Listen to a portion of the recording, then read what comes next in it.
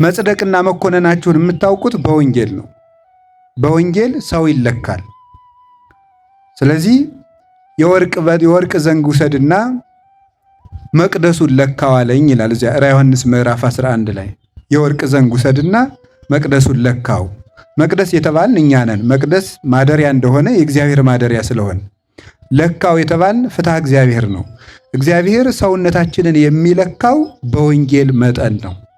ክርስቶስ ወሃቢ ሀብታት ነው። ተቀባይ አይደለም፣ ነሳኢ አይደለም፣ ሰጭ ነው። ለዚህ ነው ቃል ሥጋ ኮነ ወሐደረ ላዕሌነ ወሪነ ስብሐቲሁ ከመ ስብሐተ አሐዱ ወልድ ዋሕድ ለአቡሁ ዘምሉ ጸጋ ወጽድቀ ያለው። ጸጋና ክብርን ሞገስን የተመላ ነው ይለዋል የዮሐንስ ወንጌል ምዕራፍ 1 ላይ ጸጋና ክብርን የተሞላ ነው ማለት ጌትነት፣ ክብር፣ ሀብት፣ ጸጋ ገንዘቡ ነው። እንደ ነቢያት እንደ ሐዋርያት ለምኖ የሚቀበል አይደለም። የሀብት ባለቤት ነው እሱ። ኢሳይያስም ሲናገር ዘስልጣኑ ዲበ መትከፍቱ ያለው ትንቢተ ኢሳይያስ ምዕራፍ 9 ቁጥር 6 ላይ አለቅነት በጫንቃው ላይ ይሆናል ያለ ጌትነት፣ ኃይል፣ ስልጣን ገንዘቡ ነው ማለት ነው። ባለህ ነገር ምን ሰራበት ነው፣ በሌላ አትጠየቅበትም። የያዝካት ነገር ግን ጫማ ሰፊ ከሆንክ በጫማ ሰፊነት ይጠይቃል ክርስቶስ ማለት ነው። የባጃጅ ሹፌር ከሆንክ በባጃጅ ሹፌርነት ይጠይቃል። ፖሊስ ከሆንክ በፖሊስነት ይጠይቃል። በሌለህ ነገር አይ ቄስ ብትሆን ኑሮ፣ መነኩሴ ብትሆን ኑሮ፣ ባይታዊ ብትሆን ኑሮ፣ ዋሻ ብትቀመጥ ኑሮ አይጠይቅም። የተቀመጥክባት ቦታ እሷ መክሊትህ ናት ነው። ሱቅ የምትሸጥ ከሆነ እሱ መድኃኒት የት ካለ መድኃኒቱን ቾኩን ቀርሰ ክኒን አድርገህ ካልሸጥክበት፣ ቅቤ የሚሸጥ ነው ሰው ሙዝ ካልቀላቀለበት፣ እያንዳንዷን ነገር በስፍር አባይ ሚዛን በእግዚአብሔር ዘንድ አስጸያፊ ነው ይላል ሰሎሞን። በተቀመጥክባት ቦታ ሰፍሮ መንግሥተ ሰማያትን ይሰጣቸዋል። ይሄ ያስፈራል ወይስ ደስ ያሰኛል? ደስ ያሰኛል እንጂ በአቅማችን መንግሥተ ሰማያትን ለክቶ የሚሰጥ ደግ አምላክ መሐሪ እሱ ነው። እንደ አቅማችን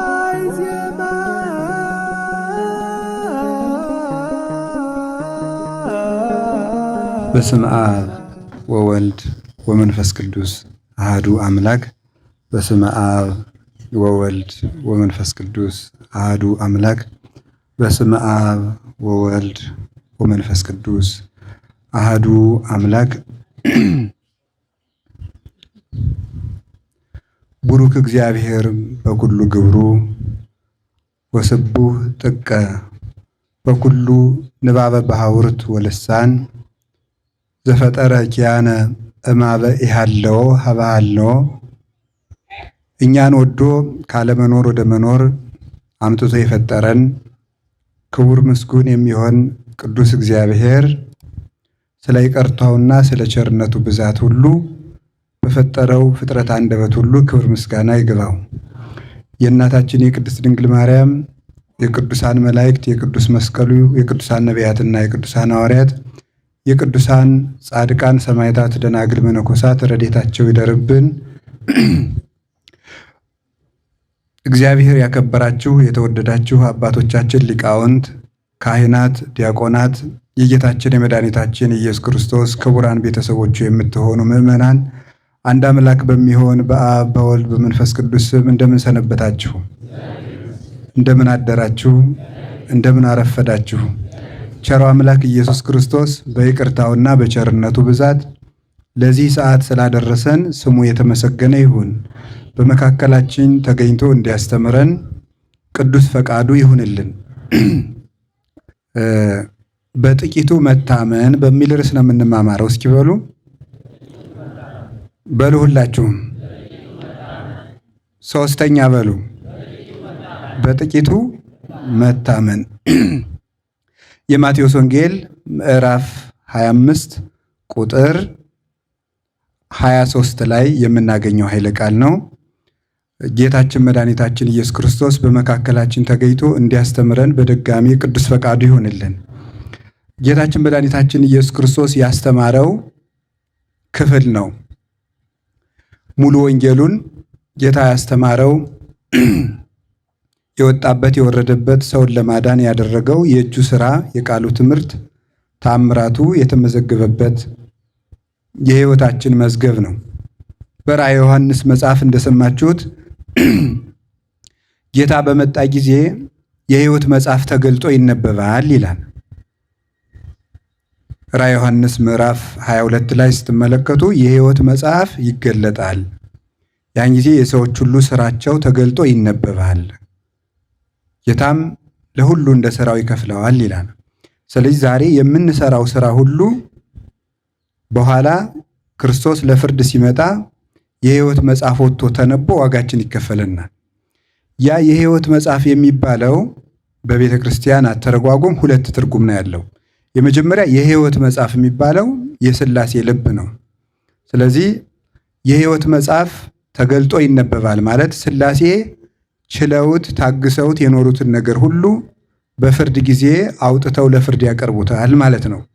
ዛሬ የሰረቅነውንም የዋሸነውንም የቀጠፍነውንም ሥላሴ በልባቸው ሰውረው ሳያጋልጡን ከሰው መሃል ሰው መስለን እንድንኖር እንድንቆም አድርገው ይኖራሉ። ያን ጊዜ ግን ይገለጣል። ሰጣይሁ ለኩሉ ክቡት፣ የተሰወረውን የምትገልጠው አንተ ነህ። ሀባይሁ ለኩሉ ክሱት፣ የተሰወረውን ደግሞ የምትገልጠው የተገለጠውን የምትሰውረው አንተ ነህ ተብሏል። ዛሬ ሰውሮልን ይኖራል፣ ያን ጊዜ ግን ይገልጠዋል። ሁለተኛ የሕይወት መጽሐፍ የተባለች ወንጌል ናት። የሕይወት መጽሐፍ ያን ጊዜ የሕይወት መጽሐፍ ይነበባል፣ ለሁሉም እንደ ሥራው ይከፈለዋል ማለት ዛሬ በዕለተ እሑድ በሰንበተ ክርስቲያን በየቤተ ጉባኤው ወይም በየቤተ ክርስቲያኑ መድረክ መምህራን ያስተማሩን ወንጌል ያን ጊዜ ለፍርድ ትቀርባለች ማለት ነው። ወንጌል የሕይወት መጽሐፍ ናት። ስለዚህ አንድ ሰው የሚከፈለው በወንጌል በሰራው መጠን ነው። የዚህ ዓለም ነገሥታት የምድር ሕግ ይሰራሉ፣ የምድር ሕግ ያበጃሉ። በሰሩት ሕግ መጠን ክፉ ለሰራ ፍርድ ይሰጠዋል፣ በጎ ለሰራ ደግሞ ይፈረድለታል። ስለዚህ አሁን በዓለምም ታውቃላችሁ የፍትሐ ብሔር ሕግ፣ የወንጀለኛ መቅጫ ሕግ፣ የቤተሰብ ሕግ፣ የሰራተኛ አስተዳደር ሕግ፣ የሀገር ሕገ መንግስት የሚባሉ ይሰራሉ። ይሄ ሁሉ ሰው ሁሉ እንደ ስራው የሚከፈልበት የዋጋው መስፈርት ነው ማለት ነው። ወንጌል የሕይወት መጽሐፍ ናት። አሁን ሕይወታችን ያለው ልንገራችሁ፣ ሕይወታችን ያለው እዚች ወንጌል ውስጥ ነው። መጽደቅና መኮነናችሁን የምታውቁት በወንጌል ነው። በወንጌል ሰው ይለካል። ስለዚህ የወርቅ ዘንግ ውሰድና መቅደሱን ለካው አለኝ ይላል እዚያ ራዕየ ዮሐንስ ምዕራፍ 11 ላይ። የወርቅ ዘንግ ውሰድና መቅደሱን ለካው። መቅደስ የተባልን እኛ ነን። መቅደስ ማደሪያ እንደሆነ የእግዚአብሔር ማደሪያ ስለሆነ ለካው የተባልን ፍትሐ እግዚአብሔር ነው። እግዚአብሔር ሰውነታችንን የሚለካው በወንጌል መጠን ነው። ምናልባት አንዳንድ ጊዜ ሰይጣን ተንኮለኛ ስለሆነ በተመላለስንበት ቁጥር የጸደቅን እንዲመስለን እያደረገ እንድንረሳና ምን ውስጥ እንዳለን እንኳን ላናውቅሉ እንችላለን። እና ተፈረደብንም አልተፈረደብንም በዚህ መጽሐፍ ውስጥ ሕይወታችን ይለካል። እንግዲህ ለዚህ መጽሐፍ ነው ዋጋ መከፈል ያለበት። አንድ ልጅ ድንቃድንቅ ይሄ ጂነስ ቡክ የሚባል ታውቁታላችሁ፣ የዓለም ድንቃድንቅ መዝገብ የሚባለው እዚያ ውስጥ በ93 ወይም 4 አካባቢ ነው በሬዲዮ ነው የሰማሁት። እዚያ ለመመዝገብ ብሎ ከ25ኛ ፎቅ ተወርውሮ ወድቋል፣ ስራዬ ብሎ ማለት ነው። እንግዲህ ሰው ስለወደቀ አይጻፍም፣ እኔ የጽፈውትም እንደሆነ አላውቅም። እና ሰው እንዲህ ለወንጌል ምን ያህል ዋጋ እዚያ ላይ መጻፍ ምንም የሚያተርፈው ነገር የለም። ከሞት አያድንም፣ ሀብት አያሰጥም፣ ጤናም አያሰጥም፣ እድሜም አይቀጥልም፣ ከሲኦልም አያድንም። እዚያ ላይ ለመጻፍ ወንጌል ላይ ለመጻፍ ግን ሰዎች ምንም ዋጋ አይከፍሉም። እና ይቺ 4 መጽሐፍ ማቴዎስ፣ ማርቆስ፣ ሉቃስ፣ ዮሐንስ የምትባሉት እነዚህ 4 መጽሐፍ የዓለም ሕይወት ናቸው። እነዚህ ውስጥ ነው ስማችን መጻፍ ያለበት ማስመዝገብ ያለበት። እድር አባል ባለመሆናችሁ ምን ያህል እንደሚቆጫችሁ ታውቃላችሁ። ለቤተሰብ ሀፍረት እንሆናለን ብለን ስንሞት እንዳናሳፍር ብለን ምን ያህል አባል እንደምንሆን፣ የቀበሌ መታወቂያ ለማግኘት ምን ያህል ዋጋ እንደምንከፍል ታውቃላችሁ። ያ መታወቂያ እስከሌለን ድረስ መደራጀት፣ የመንግስትን ጥቅም ማግኘት፣ ቤት ማግኘት አይቻልም። የዚያ መታወቂያ እስከሌለን ድረስ ይሄ የምድር ነገር ነው። ሊያልፍም ይችላል፣ ላናገኘውም እንችላለን። ምናልባት እዚያ ተመዝግቦ ቤት የማያገኝ ንብረት ሳይኖረው የሚሞት ይችላል። ወንጌል ውስጥ ተመዝግቦ ግን ሳያገኝ የሚቀር ሰው የለም። ለዘመጻቤ ይሰድዶ እያወፀኦ አፋ፣ ወደ እኔ የመጣውን ሁሉ በከንቱ መልሼ አስወጥቼ አልሰደውም ብሎ ባለቤቱ እንደነገረን ወደ ወንጌል በር የገባ ሁሉ በከንቱ ተመልሶ አይሄድም እና ጌታ በዚህ ነገር ሕይወታችን ለክቶ አስተምሮናል። አሁን የምነግራችሁ ሕይወታችሁን ነው ማለት ነው።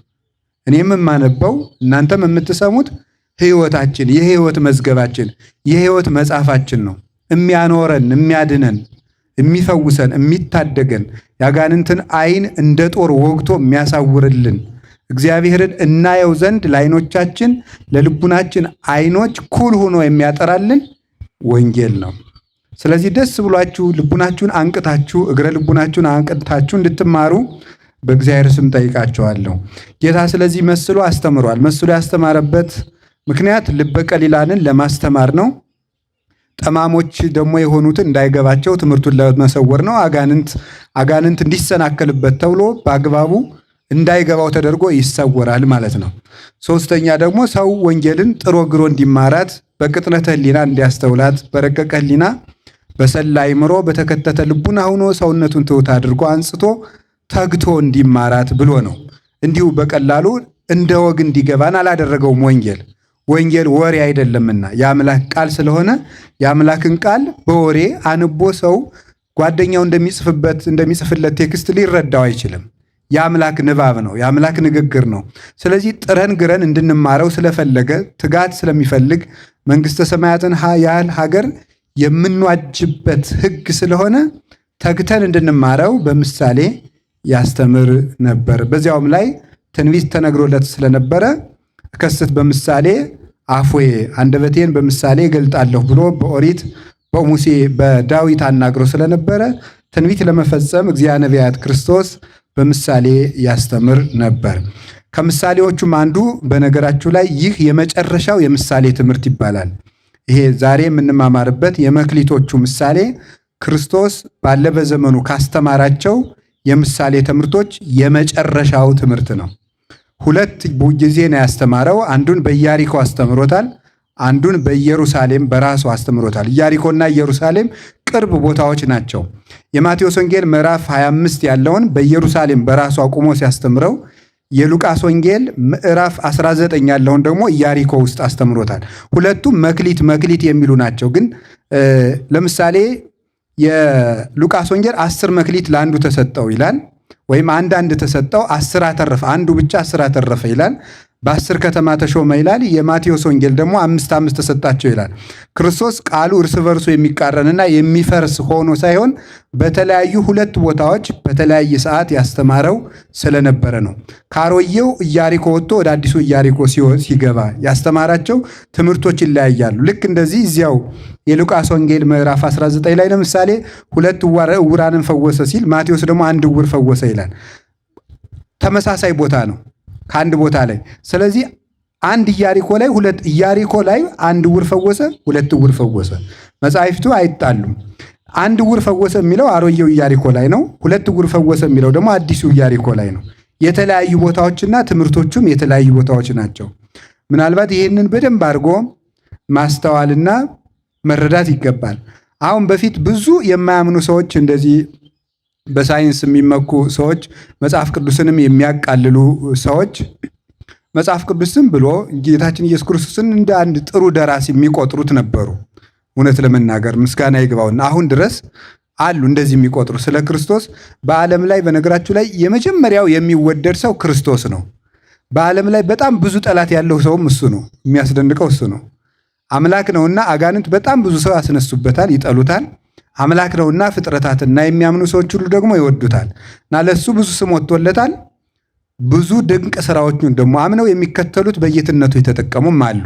ስለዚህ መጽሐፍትን የሚያጣጥሉ ሰዎች ይቃረናሉ። ኢያሪኮ አሁን አንድ ጊዜ ከኢያሪኮ ሲወጣ፣ አንድ ጊዜ ከኢያሪኮ ሲገባ፣ አንድ ጊዜ በአንድ ቦታ ላይ አንድ ጊዜ 2 ዕውር ፈወሰ፣ ሌላኛው ወንጌላዊ ደግሞ 1 ዕውር ፈወሰ። የሚጣሉ ነገሮች ናቸው ብለው ነበረ። ኢያሪኮ 2 ኢያሪኮ ስላለ ነው። 2 ኢያሪኮ እንዳለ አናምንም። ድሮ ኢያሪኮ የሚባልም አልነበረም። ኦሪትም ተረት ነው። እንደዚህ የሚባል ነገር አልነበረም። ፈርዖንም ተረት ነው። ኢያሪኮ የሚባል ግንብም አልፈረሰም እያሉ ሲያጣጥሉ በአርኪኦሎጂስቶች ተቆፍሮ አሮጌው ኢያሪኮ ወጥቷል። አሁን አሮጌው ኢያሪኮ እየተጎበኘው። ስለዚህ 2 ኢያሪኮዎች ስላሉ ይሄን ያስተማረበት ክፍል ነው ማለት ነው። እንደዚህ ያለ ትምህርት እንደማይሰማችሁ ጭምር በእርግጥ አውቃለሁ። ሌላ ቀን ትሰሙታላችሁ ብዬ ነው እንጂ ምክንያቱም የምትወዱት ቀለል ያለ ነገር ነው። ክርስቶስ በቃ ይሄ እንጀራ በላ አይነት ነገር የበሉት ሰዎች 5000 ነበሩ ምናምን ትወዳላችሁ። እንደዚህ ያለ ግን ዝም ብሎ ይሄ የቁጥር የተውሰበሰበ ነገረ መለኮት ምናምን ነገር ሲገባ እንቅልፋችሁ ነው የሚመጣው። ይሄን አውቃለሁ። እና እንደው አንድ ጊዜ መምህር ወልደ ትንሣኤ የሚባሉ መምህር አሉ። ሞጣ ብሉይና አዲስ ያስተምሩ የነበሩ አሁን አዲስ አበባ ናቸው። እና ምን ብለው አስተማሩ? በጣም የሚያስደንቅ ነገር ስለተናገሩ ደስ ይለኛል። ያን ልድገመው። በገለባ የተሟሸሙ ምጣድ በእንጨት አይጋግርም። እንዴት ጥሩ ነገር ነው የተናገሩት። እና ቢሉት ሰው ፈዞም ቢያላቸው እያስተማሩና በገለባ ተሟሽታችሁ እኮ ነው አሉ። እንግዲህ በገጠር ትልል እናቶች በገለባ ካሟሹት ያ ምጣድ ሁል ጊዜ በምንድን ነው የሚጋገረው? በገለባ ነው የሚጋገረው። በእንጨት ከተጋገረ ደግሞ በምን ነው የሚጋገረው? እና እናንተ በገለባ ተሟሽታችኋል። ቀለል ይሄ ዘፈን ስላሟሻችሁ ቀለል ያለ ነገር ነው የምትወዱት ይመስለኛል። ነው እንግዲህ ባህሪያችሁን አላውቅም። ቀለል ያለ ይሄ ወሬ ምናምን ሐሜት ስላሟሻችሁ እንደዚህ ያለ ነገር ብዙም ጠጣር ነገር አትሰሙም። ለጋ ይሄ ጥርስ ያላወጣ ልጅ ፍትፍት እንጂ አጥንት መቆርጠም እንደማይችለው ማለት ነው። ፍትፍት ገንፎ ነው የሚበላው እሱ ጥርስ አላወጣም። ቅዱስ ጳውሎስም ለዚህ ነው እዚህ ዕብራውያን ምዕራፍ 5 ላይ ሀሊበ ወጋይኩክሙ ያላቸው። ወተት እግታችኋለሁ ለምን አጥንት መቆርጠም ስለማ ልጆች ናችሁ እያላቸው ነው ማለት ነው። እና እንግዲህ እግዚአብሔር ልቡናውን ያድለን። እና መስሎ አስተምሯል ጌታ። ሲያስተምር እንዲህ ብሎ አስተማረ። በደንብ ስሙኝ በሞቴ መጨረሻ ላይ ያስተማረው ትምህርት ነው ይሄ። ለምንድን ነው መጨረሻ ላይ ያስተማረው? መጨረሻ ላይ እመጣለሁ ብሎ በምን ዋጋ እንደምናገኝ የነገረን ነው። ሊሰቀል ሲል ነው ይሄን ትምህርት ያስተማረው። ጥቂት ሲቀረው 2 ቀን 3 ቀን ሲቀረው ሊሰቀል ሲል ያስተማረው የማቴዎስ 20 21 22 23 ያሉትና ደግሞ ሉቃስ 19 20 እነዚህ መጨረሻ ሊሰቀል አካባቢ ያስተማራቸው ትምህርቶች ናቸው። እመለሳለሁ፣ በዚያው አልቀሩም፣ ተመልሼ መጣና ዋጋችሁን እከፍላችኋለሁ፣ ዋጋችሁን እምሰጣችሁ ደግሞ በዚህ ነው። እና ይሄ ማቴዎስ ወንጌል ምዕራፍ 25 ሁሉም የመንግስተ ሰማያት ናቸው። የመንግስተ ሰማያት ዋጋ ወንጌል ተብሎ ነው የሚጠራው። ዋጋ የምናገኘው በዚህ ተሰፍረ ነው። ልክ ይሄ ነው ማለት ነው። እና ይህንን ምዕራፍ ማወቅ መንግስተ ሰማያትን ማወቅ ነው። እና ወበከመ ብእሲ ዘይነግድ ወፀዋ አግብርቲሁ ወወሃቦሙ ንዋዮ ይትገበሩ ቦቱ። ሩቅ አገር እንደሚሄድ ሰው ባሮቹንም ጠርቶ ወጥተው ወርደው ያተርፉበት ዘንድ ገንዘቡን እንደሰጣቸው ሰው መንግስተ ሰማያት ይህችን ትመስላለች ይላል። ታሪኩን በደንብ ያዙት። እንግዲህ ኋላ ሲተረጎምም እንድትይዙት ማለት ነው። ሩቅ አገር እንደሚሄድ ሰው ቅዱስ ዮሐንስ አፈወርቅ ሳምንት እሑድ የሚያስተምረውን የመጽሐፍ ቅዱስ ክፍል ምዕመናን አንብበው ሰንብተው እንዲመጡ ያደርግ ነበረ። ከዚያ በኋላ በደንብ ጥያቄ ተነስቶባቸው እሱ ሲያብራራ እንዲገባቸው ማለት ነው። እናንተ እግዚአብሔር የተመሰገነ ይሁን አታነቡ። አሁን የዛሬውን አንብባችሁት መጣችሁ ቢሆን ኑሮ ንባቡ አያስፈልግም። ንባቡን ትቼ ዝም ብዬ እንደዚህ ያለው እንደዚህ ነው፣ እንደዚህ ያለው እንደዚህ ነው ነበር የሚያስፈልገው። እና አታነቡም። ንባቡንም መንገር ያስፈልጋል። እና አነቡ ባካችሁ። እውነቴን ነው ማለት ነው። አንዳንድ ጥቅስ እንዲሁ ጴንጤ በሚወረውረው አንድ ጥቅስ እየተደናበራችሁ ሁልጊዜ ትልልቅ ትምህርት መማር ሲገባችሁ እናንተን ለመጠበቅ ለነሱ መልስ በመስጠት እኛም ተሰቃይተን መሞት። ሌላ ስንት ምስጢር መነገር ሲገባው እነሱ ደግሞ ብልሃተኞች ናቸው። ለምሳሌ አምና አንዱ እብድ መጥቶ ለታምረ ማርያም ስግደት አይገባም አለ። ሆ አለ እሱ ለሱ መልስ። የሆነ ቀን ደግሞ መጡና ደግሞ ገድለ ተክለ ሃይማኖት ስህተት አለበት ደግሞ ለሱ መልስ። ደግሞ አሁን ምክንያቱም ያለ የቤት ስራ እንዳንቀመጥ ነው። ለ6 ወር አንድ የቤት ስራ ይሰጡናል። በሱ ህዝቡን ስናስረዳ ኧረ እባካችሁ ይሄ እንደዚህ ነው፣ እመቤታችን መድኃኒት ትባላለች ምናምን 6 ወር። ገድለ ተክለ ሃይማኖት እንደዚህ ነው 6 ወር። ነገ ደግሞ ገድለ ክርስቶስ ሰምራ ይላል። የኢትዮጵያ ገድል ተቆጥሮ ላያልቅ ነገር ይመጣና ደግሞ ገድለ ክርስቶስ ሰምራ ስህተት አለበት። ትክክል ናት እናታችን እንደዚህ ናት 6 ወር። እናንተም በምልአት ትምህርት ቢኖራችሁ እንደዚህ ያለውን ነገር መምህራን አልነበረም መልስ የሚሰጡት፣ ራሳችሁ ነበር መልስ የምትሰጡት። ትልልቅ ትምህርት እንድንማር አንብቡ፣ ማወቅ አለባችሁ። ያለ እውቀት አትኑሩ። ክርስትና ድንቁርና አይደለም። መጽሐፍ ቅዱስ የተጻፈው ለእኛ ነው፣ የህይወታችን መዝገብ ነው። እና አነቡ። መንግስተ ሰማያት ህገ ወንጌል ተስፋ እግዚእነ ኢየሱስ ክርስቶስ ባሮቹን ጠርቶ ወጥተው ወርደው ያተርፉበት ዘንድ ገንዘቡን የሰጣቸው ሰው ይመስላል። ቦ ለዘወሃቦ 5 መክሊተ 5 መክሊት የሰጠው ሰው አለ። 5 መክሊት ለሰጠው ሰው ገንዘቡ አለው ማለት ነው። ወቦ ለዘወሃቦ ክልኤተ መክሊተ 2 መክሊት የሰጠው ሰው አለ። 2 መክሊት ለሰጠው ሰው ገንዘቡ አለው። ወዘውሃቦ አሐተ መክሊተ አንድ መክሊት የሰጠውም ሰው አለ። ወለኩሎሙ ለለ አሐዱ አሐዱ በአምጣነ ይክሉ ወሃቦሙ ወነገደ በጊዜሃ ለሁሉም ለእያንዳንዳቸው በሚችሉት መጠን እንደየአቅማቸው እንደየችሎታቸው ገንዘቡን ሰጥቷቸው ሩቅ ሀገር ሄደ ይላል። ወሆረ ዝኩ ዘሐመሰ መካሌ ነሳ ወተገበረ ቦቶን ወረብሃ ካልአተ ሐመሰ መካሌ 5 መክሊት የወሰደው ሰውዬ የተቀበለው ሰውዬ ወጥቶ ወርዶ 5 መክሊት አተረፈ። ወከማሁ ዘሃደሂ መካሌ ነሳ ዘክሌተሂ መካሌ ነሳ 2 መክሊት የወሰደው ሰው ወረብሃ ቦቶን ካልአተ ክሌተ መክሊተ እነሱም ደግሞ ወጥቶ ወርዶ ሌሎች 2 መክሊቱን አተረፈ። 2 መክሊት የወሰደው ሰው ወጥቶ ወርዶ ሌላ 2 መክሊቶችን አተረፈ። ወዛሐተሰ መክሊተ ነሳ 2 መክሊት የወሰደው ሰው ሐለፈ ወከረ ምድረ ወሀባ ወርቀ እግዚኡ ሄደና መሬቱን ቆፍሮ ጥልቅ አድርጎ ቆፍሮ ሌባ ያታልለኛል፣ ወንበዴ ይቀማኛል፣ አላዋን ነገሥታት ያስጥሉኛል ብሎ የጌታውን ወርቅ ጉድጓዱን ጥልቅ አድርጎ ቆፍሮ ቀበረው። ወምድኅረ ብዙ መዋይል አተወ እግዚኦሙ ለሉ አግብርት ወአኀዘ ይትሐሰቦሙ ከብዙ ዘመን በኋላ የነዚህ አገልጋዮች ጌታ ተመልሶ መጣ፣ ይተሳሰባቸውም ጀመር ይላል። ወመጻ ዘሐመሰ መካሌ ነሳ 5 መክሊት የወሰደው ሰው መጣና እንዲህ አለ። ወአምጻ ካልአተ ሐመሰ መካሌ ሌሎች 5 መክሊቶችን አትርፎ ይዞ መጣና አኮኑ እግዚኦ ሐመሰ መካሌ ወሀብከኒ 5 መክሊት ሰጥተኸኝ አልነበረምን? ወናሁ ሐመስ መካሌ ዘረባይኩ ቦቶን ሌሎች 5 መክሊቶች ያተረፍኳቸው እነሆ አንተ 5 መክሊት ሰጥተኸኝ ነበር፣ እኔ 5 ጨመርኩበት አለ። ከዛ ጌታ ምን አለው? ወይቤሎ እግዚኡ ኦ ገብር ኄር ወገብር ምእመን ዲበ ውሁድ ምእመነ ኮንከ ወዲበ ብዙ እሰይመከ አንተ በጎ አገልጋይ በጥቂቱ ታምነሃል እና በብዙህ እሾመሃለሁ።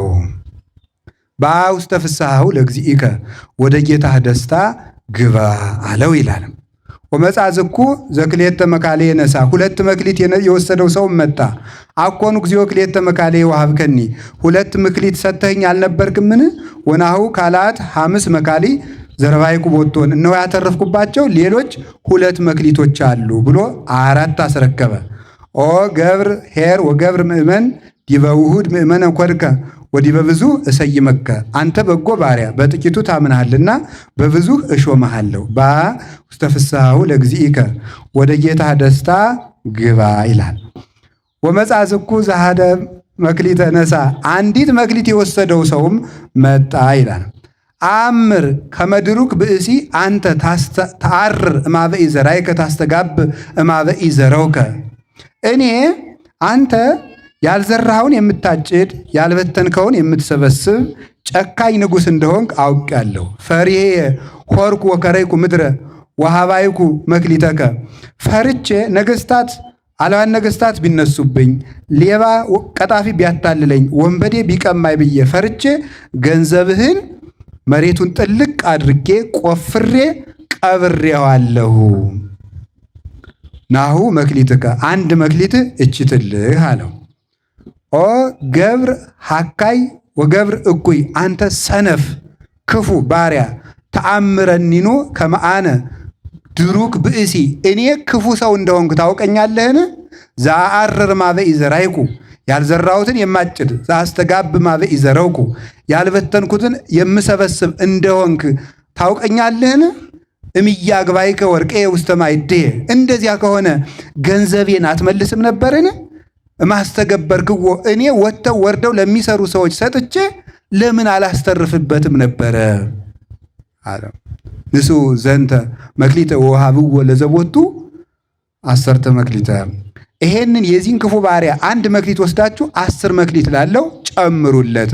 እስመ ለዘቦ ይሁብዎ ላለው ይጨመረዋልና ወለዘስ አልቦ መኒቦ ያሃይድዎ የሌለውን ግን ያኑ አንዱን ይወስዱበታል። ዋውፅእ ወለዝንቱ ገብር ሐካይ ውስተ ጸናፌ ጽልመት ሀባሃሎ ብካይ ወሐቀየ ስነን ይሄን ክፉ ባሪያ ወስደው ጽኑ ጨለማ ጥርስ ማፋጨት ወዳለበት ክፉ ስቃይ ወዳለበት ቦታ ጣሉት ይላል።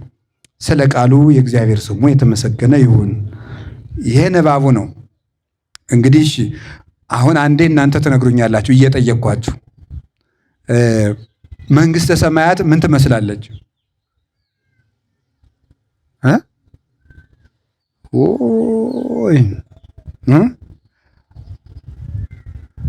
ኢሳይያስ ወዶ አይደለም ይሄ ህዝብ ደነቆረ ያለ ደንቀወ ዘኒሆሙ ኦራይንቲሆሙ ገስፋ አልባቢሆሙ ከመይት መየጡ ሀበ እግዚአብሔር ወይሳሃሎሙ እግዚአብሔር ተመልሰው ይቅር እንዳይላቸው ይሄ ህዝብ ጆሮ ደነቆረ፣ አይኑ ታወረ፣ ልቡ ደነደነ ብሏል። ስሙ እንጂ ጎበዝ። መንግስተ ሰማያት ምን ትመስላለች? ሩቅ አገር የሚሄድ በሉ አንድ ጊዜ ባሮቹን ጠርቶ አትርፉበት ብሎ ምን የሰጠ ሰውን ትመስላለች? ገንዘቡን የሰጠ ሰው ትመስላለች ይላል። እሺ ስንት ባሮች አሉት ሰውየው? ሶስት። ለአንዱ ስንት ሰጠው? ለአንዱ ስንት ሰጠው? አንድ ሰጠው።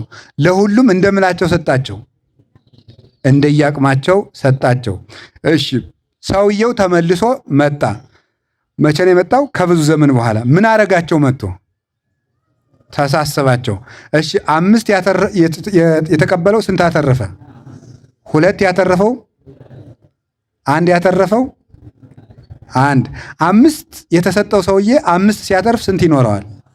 2 ያተረፈው 2 ሲያተርፍ ስንት ይኖረዋል? 1 ያተረፈው ምን አደረገው? ቀበረው። እሺ 5 ያተረፈውን ምን አለው? ምን አላችሁ? በጥቂቱ አምነሃልና በብዙ ሾመሃለሁ።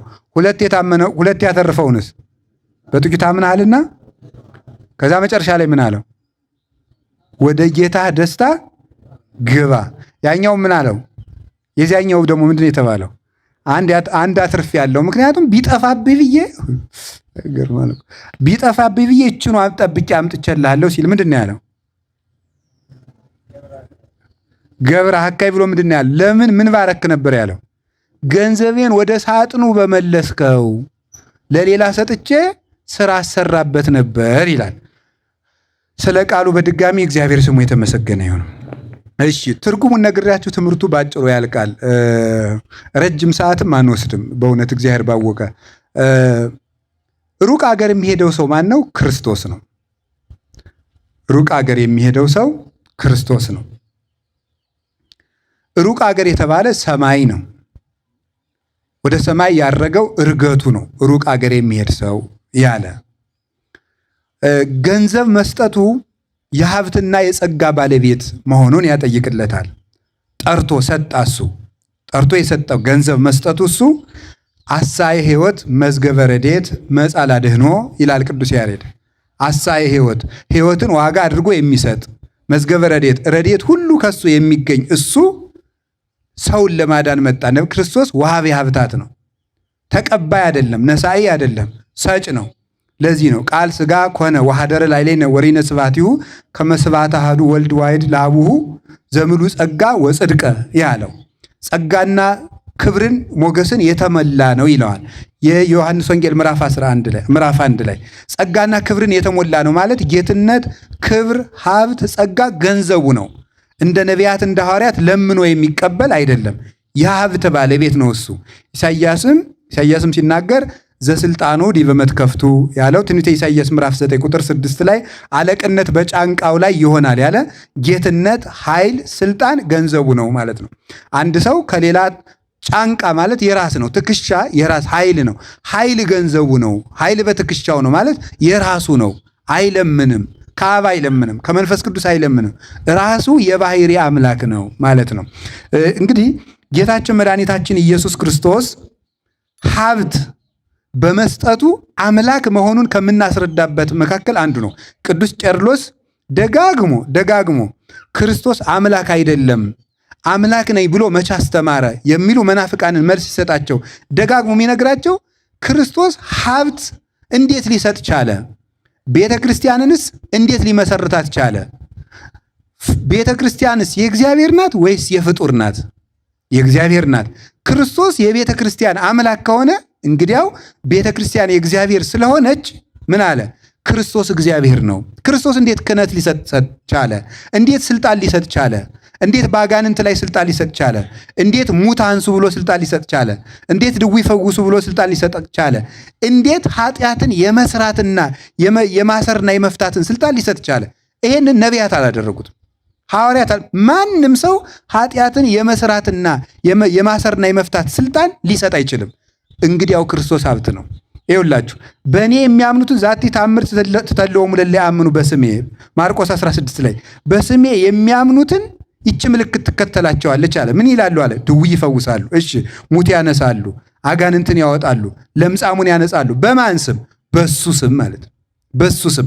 በፍጡር ስም ተአምራት ማድረግ ፈጽሞ አይቻልም።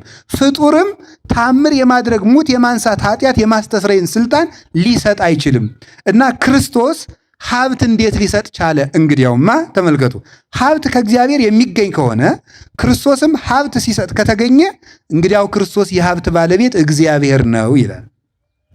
እመቦ ዘኃጥአ ለጥበብ ይላል ያዕቆብ። ጥበብን ያጣት ሰው ቢኖር ይሳል እምኀበ እግዚአብሔር አቡኃ ለምሕረት። ተመልከቱ፣ ጥበብን ያጣ ሰው ካለ ሁሉን ከሚሰጥ የምሕረት አባት ከሆነ ከእግዚአብሔር ዘንድ ይለምን ይላል ያዕቆብ ምዕራፍ 1 ቁጥር 17 ላይ ካለ ጥበብን ያጣ ሰው ካለ ሁሉን ከሚሰጥ የምሕረት አባት ከሆነ ከእግዚአብሔር እስመ ኩሉ ሀብት ሰናይ ወኩሉ ፍጹም ዘምላዕሉ ውእቱ፣ በጎ ሀብት ሁሉ ከሰማይ ነውና ይላል። በጎ ሀብት ሁሉ ከሰማይ ነው። ስለዚህ ጥበብን ያጣ ሰው ፍጡርን ሳይሆን እግዚአብሔር ነው መለመን ያለበት። በጣም መልካም። እንግዲያው ምን አደረገ? አንደኛ ዮሐንስ ምዕራፍ 5 ቁጥር 20 ላይ ስትመለከቱ እንዲህ የሚል ቃል ታገኛላችሁ። ንሕነሰ ነአምር ከመ መጽአ ወልደ እግዚአብሔር ወወሀበነ ልበ ከመ ናእምሮ ለእግዚአብሔር በጽድቅ ዘውእቱ እግዚአብሔር ዘበአማን። ተመልከቱ፣ እኛስ የእግዚአብሔር ልጅ እንደመጣ እግዚአብሔርን እናውቅ ዘንድ ልብን እንደሰጠን እናውቃለን ይላል። እኛስ የእግዚአብሔር ልጅ እንደመጣ እግዚአብሔርን እናውቅ ዘንድ ልብ እንደሰጠን እናውቃለን። አሁን ተመልከቱ፣ መዝሙር 50 ላይ ስታነቡ እንዲህ የሚል ቃል ታገኛላችሁ። ልበ ንጹሐ ፍጥር ሊተ እግዚኦ መንፈሰ ርቱዐ ሐድስ ውስተ ከርሥየ። አቤቱ ንጹሕ ልብ ፍጠርልኝ ይለዋል። ማን ነው እንደዚህ የሚለው? እግዚአብሔርን ነው። ዳዊት ልብ ፍጠርልኝ ያለው እግዚአብሔርን ነው። ዳዊት እግዚአብሔርን ልብ ፈጥርልኝ ካለው ልብ የመስጠት ስልጣን እግዚአብሔር ስለሆነ ነው። እንደዚያ ከሆነ ክርስቶስ መጣና ልብ ሰጠን አለ። እንግዲያው ክርስቶስ እግዚአብሔር ሰብሰ ይሬኢ ገጸ ወእግዚአብሔር ይፈትን ልበ ወኩልያተ። አንደኛ ሳሙኤል ምዕራፍ 16 ላይ ሰው ፊትን ያያል፣ እግዚአብሔር ግን ልብና ኩላሊትን ይመረምራል ተብሎ ተጽፏል። ሰው ፊትን ያያል፣ እግዚአብሔር ልብና ኩላሊትን ይመረምራል። ልብ በሉ። ሳሙኤል ምን አለ? ልብና ኩላሊትን የመመርመር ስልጣን ያለው እግዚአብሔር ነው አለ። አንድ። ከዚያ ቅዱስ ዳዊት ደግሞ አቤቱ ልብ ፈጠርልኝ አለ። ሁለት። እንግዲህ ልብ የመስጠት ልብ የመፍጠር ስልጣን ያለው እግዚአብሔር ነው። እንደዚያ ከሆነ ክርስቶስ መጥቶ ልብ ከሰጠ ክርስቶስ ልብን የሚመረምረው ያ ቀዳማዊ አምላክ ነው ማለት ነው። ይህንን ለማስረዳት ነው ገንዘብ ሰጥቶ ሄደ ማለት ወሃቤ ሀብታት ነው ማለት ነው። አረገ ውስተ አርያም ፄዊወከ ፄዋ፣ ምርኮን ማርከህ ወደ ሰማይ አረክ ወወሀብከ ጸጋከ ለእጓለ እመሕያው፣ ለሰው ልጆችም ሀብትን ሰጥተህ ወደ ሰማያት ወጣህ አለው። አሁን ዳዊት እንዲህ ብሎ የተናገረለትና መዝሙር 67 ላይ ማቴዎስ ወንጌል ምዕራፍ 25 ላይ ያለው አንድ ነው። ወፀዋ አግርቲሁ ወሀቦሙ ወበከመ ብእሲ ዘይነግድ፣ ሩቅ አገር እንደሚሄድ ሰው አለ። ቅዱስ ዳዊት ደግሞ ምን ብሎ ተገለጠለት? አንተ ደግሞ ምርኮን ማርከህ ወጣ። ምንድን ነው የማርከው? ልበ አሕዛብን ማረከ፣ ልበ ሐዋርያትን ማረከ፣ ነፍሳትን ከሲኦል ማረከ፣ ምድርን ካጋንንት ነፃ ወጣ። ወወሀብከ ጸጋከ ለእጓለ እመሕያው፣ ለቤተ ክርስቲያን ለሐዋርያት ሀብትን ሰጥተህ አረግህ አለው ቅዱስ ዳዊት። አላችሁ እንዴ? እግዚአብሔር ከሁላችሁም ጋር ይሁን። ያ የሰው ልጅ ስልጣን የሰጠው ሩቅ አገር የሄደው እርሱ ክርስቶስ ነው። እንግዲህ ክርስቶስ ሀብትን ሰጠ። ክርስቶስ አምላክ ነኝ ብሎ የተናገረበት እስቲ አንድ መጽሐፍ አንጡ ይላሉ። ይህ ሀብት ሲሰጥ ሀብት የመስጠት የማን ነው? ሕይወት የመስጠት ምን ማለት ነው? ክርስቶስ ስለ ራሱ የተናገረ በቃሉና በተግባር ነው። በቃሉ እኔ የአብ ቃል ነኝ፣ የአብ ልጅ ነኝ፣ ከአብ ጋር ቅድምና የነበረኝ ነኝ፣ አብርሃም ሳይወለድ የነበርኩ ነኝ፣ ትንሣኤና ሕይወት ነኝ፣ እንዲህ ብሎ ይናገራል። በተግባር ደግሞ ሙታንን በቃሉ ይቀሰቅሳቸዋል። በቃሉ ከመዚህ የእግዚአብሔር እያለ እንደ ነቢያት ሳይሆን ራሱ ሕግ ሲሰራ እግዚአብሔር እንዲህ ብሏችኋል ብሎ እንደ ሙሴ ሳይሆን ምን እያለ አንሰ እብለክሙ እኔ ግን እላችኋለሁ እያለ እንደ ባለስልጣን እንደ ጌትነቱ የሚያስተምር የባህሪ አምላክ ነው እሱ። አሁን ሀብት በመስጠት አምላክነቱን ገለጠ። ይሄ ሰጥቶት የሄደው ለቤተክርስቲያን ሰጥቷት የሄደ ሀብት ነው። 5 መክሊት የሰጠው አለ፣ 2 መክሊት የሰጠው አለ፣ 1 መክሊት የሰጠው አለ። ለሁሉም እንደ አቅሙ ሰጠው። አንድ ቃል ልንገራችሁ፣ ለሁሉም እንደምኑ ሰጠው? እንደ አቅሙ። እንደ አቅሙ ሰጠው የሚለው ምንድነው የሚያስደንቀው? የእግዚአብሔር ቸርነት ምን ያህል እንደሆነ እንድታውቁ ነው። ክርስቶስ ለመንግስተ ሰማያት መስጠትና ሲኦል ለመስደድ ለፍርድ በመጣ ጊዜ ሰውን የሚጠይቀው በሌለው ነገር ሳይሆን ባለው ነገር ነው ብለው ይተረጉማሉ ሊቃውንት። በምኑ ነው የሚጠይቀው? ባለው ነገር። ባለህ ነገር ምን ሰራህበት ነው። በሌላ አትጠየቅበትም። የያዝካት ነገር ግን ጫማ ሰፊ ከሆንክ በጫማ ሰፊነትህ ይጠይቃል ክርስቶስ ማለት ነው። የባጃጅ ሹፌር ከሆንክ በባጃጅ ሹፌርነት ይጠይቃል። ፖሊስ ከሆንክ በፖሊስነት ይጠይቃል። በሌለህ ነገር ቄስ ብትሆን ኑሮ፣ መነኩሴ ብትሆን ኑሮ፣ ባይታዊ ብትሆን ኑሮ፣ ዋሻ ብትቀመጥ ኑሮ አይጠይቅም። የተቀመጥክባት ቦታ እሷ መክሊትህ ናት ነው። ሱቅ የምትሸጥ ከሆነ እሱ መድኃኒት የት ካለ መድኃኒቱን ቾኩን ቀርሰ ክኒን አድርገህ ካልሸጥክበት፣ ቅቤ የሚሸጥ ነው ሰው ሙዝ ካልቀላቀለበት፣ እያንዳንዷን ነገር በስፍር አባይ ሚዛን በእግዚአብሔር ዘንድ አስጸያፊ ነው ይላል ሰሎሞን። በተቀመጥክባት ቦታ ሰፍሮ መንግሥተ ሰማያትን ይሰጣቸዋል። ይሄ ያስፈራል ወይስ ደስ ያሰኛል? ደስ ያሰኛል እንጂ። በአቅማችን መንግሥተ ሰማያትን ለክቶ የሚሰጥ ደግ አምላክ መሐሪ እሱ ነው። እንደ አቅማችን እንጦንስን እንዳቅሙ፣ እኔንም እንዳቅሙ፣ ገብረ ሥላሴንም እንዳቅሙ፣ ወለተ ሥላሴንም እንዳቅሙ፣ ማንንም እንዳቅሙ ነው ክርስቶስ። ያለ አቅሙ ያልዘራውን አያጭድም። እንዲያውም ያልዘራውን ካጨደም ሌላ ነው የሚያጭደው። እሱን እነግራችኋለሁ። ክርስቶስ ያልዘራውን አያጭድም። ያለ አቅማችን አይጠይም። በአቅምህ ግን ይጠይቀሃል። አቅማችን ግን ተጠቅመነዋል ወይ ነው። አንድ ይሄን ያዙ። ሁለተኛ ለሁሉም እንደ አቅሙ ሰጠው ማለት ምን ማለት ነው? መክሊት የሌለው ሰው የለም ማለት ነው። ይህን ማወቅ አለባቸው። መክሊት የሌለው ሰው የለም። መክሊት ማለት ሀብት ጸጋ ነው። ለጊዜው ገንዘብ ነው መክሊት የሚባለው 600 ዲናር የሚዘረዘር ነው። ምናልባት ወደ 1575 ሸክል ወይም ሰቅል ሊዘረዘር ይችላል። በእስራኤል ብር አንድ ዲናር አንድ መክሊት ወደ 42.5 ኪሎ ግራም ሊመዝን ይችላል። በሚዛን ሲመዘን ማለት ነው። እንደዚህ አይነት ገንዘብ ነው። የገንዘብ ሚዛን ነው። ትልቅ የሚመዝን መክሊት ነው። ወርቁን ወቄት ደግሞ አንድ መክሊት 1700 ወቄት ወርቅ ሊሆን ይችላል። ወቄት እንግዲህ እንደዚህ ነው መለኪያው። ወቄት ይሄ ነው አይደል? አታውቁም? ወቄት የከተማ ሰው ብዙ አይገባውም። ገጠር ግን እኔ ገጠር ስላደኩ ይገባኛል። እናቶቻችን አንድ ወቄት አሻቦ አበድርኝ ይላሉ። አንዱ እስከምትገዛ ቅዳሜ ገበያ እስከሚመጣ በዚህ ሙሉ ማለት ነው። አንድ ቁንጥር አሻቦ ተዋውሰው ጫውን ነው አሻቦ ማለት ይችን ተበድረው ነው የሚኖሩ እናቶቻችን። ዛሬ ችግር ነው በጣም አፍረትም የለም። ድሮ ድህነት አያሳፍር ምን የለ በቃ እንደዚህ ነው የሚኖሩት ተደጋግፎ። ስለዚህ እንዲህ ያለ መክሊት ማለት ገንዘብ ነው። ክርስቶስ ጸጋ ያልሰጠው ሰው የለም። ማንም ሰው እዚህ ውስጥ ያለው ሰው በሙሉ በአጠቃላይ መክሊት አለው። አሁን ዛሬን የምነግራችሁ መክሊታችሁን ነው። መክሊት ማለት አንተ እርሻ ክፍል ነው ምናምን እያልኩ እነግራችኋለሁ ማለት አይደለም። አሁን በእርግጥ ማለት በእውነት ነው። አሁን ዛሬ የምነግራችሁን ነገር ከያዛችሁት መክሊታችሁን ታውቁታላችሁ፣ ትሰራላችሁ። እዚህ ላይ ስትሰሩ መክሊታችሁ ራሱ ይመጣል ማለት ነው። አሁን የምነግራችሁ ነገር ላይ ስትሰሩ መክሊታችሁ ያን ጊዜ ራሱ ይወጣል። ከቃሉ ጋር ናችሁ? እግዚአብሔር ከሁላችን ጋር ይሁን። ስንት መክሊት የሰጠው አለ? በሉ እንጂ 5 መክሊት የሰጠው አለ። 5 መክሊት ምንድን ነው? 5ቱ የሙሴ መጻሕፍት። እስኪ በሉ ምን አላችሁኝ? የሙሴ መጽሐፍ። እሺ ለእናንተ እኩል ተሰጥተዋል አልተሰጡም? እነዚህ በሉ ንገሩኝ እንጂ ተሰጥተዋል። ለእኔ ብቻ ነው አሁን 5ቱ? እነዚህ ማለት ኦሪት ዘፍጥረት፣ ዘጸአት፣ ዘሌዋውያን፣ ዘሁልቁና ዘዳግም እነዚህ ለእናንተ ጭምር አልተሰጡም? ሂደ በ150 ብር ይህን መጽሐፍ ቅዱስ መግዛት አትችልም? ስለዚህ 5 መክሊት የሰጠው ማን ነው? 5 መክሊት የሰጠው በሉ እንጂ እስቲ 5 መክሊት ያለው ያውጣ። አሁን አውጡ 5 መክሊት ያለው እንዴ! ሌሎቻችሁስ አታምኑም እንዴ በሙሴ መጽሐፍ? አዎ። ስለዚህ 5 መክሊት አላችሁ ማለት ነው። አሁን ሰው ዝም ብሎ ሰነፍ አይደለ? እየሮጠ ይመጣና ዝም ብሎ ከአንዱ መነኩሴ ከኔም ጭምር ሰው መስየው ነው አባ እንዲሁ መክሊት የንገረኝ። እኔ ምን አውቅልሃለሁ? መክሊት የሚባለው 5ቱ መጽሐፍ ነው ጌታዬ። ይሄንን ስትሰራ መክሊትህን ታውቃለህ። አምስቱን ከሰራ እንጂ እኔ ጠንቋይ ነኝ እንዴ? እኔ ማውቅ ሲጀምር ጠንቋይስ ያውቃል እንዴ? የውሸት ያውቃል። በእርግጥ በነገራችሁ ላይ አጋንንት ያውቃሉ። አጋንንት የተደረገን ነገር ያውቃሉ። የተደረገን ነገር ያልተነገረን ነገር ማወቅ አይችሉም። የተደረገን ለምሳሌ አሁን እኛ እዚህ ተቀምጠናል። አሜሪካ ማወቅ ትችላለች? አትችልም? እኛ እዚህ እንደተሰበሰብ በደንብ በሳተላይት አይደል እንዴ? ታውቃለህ።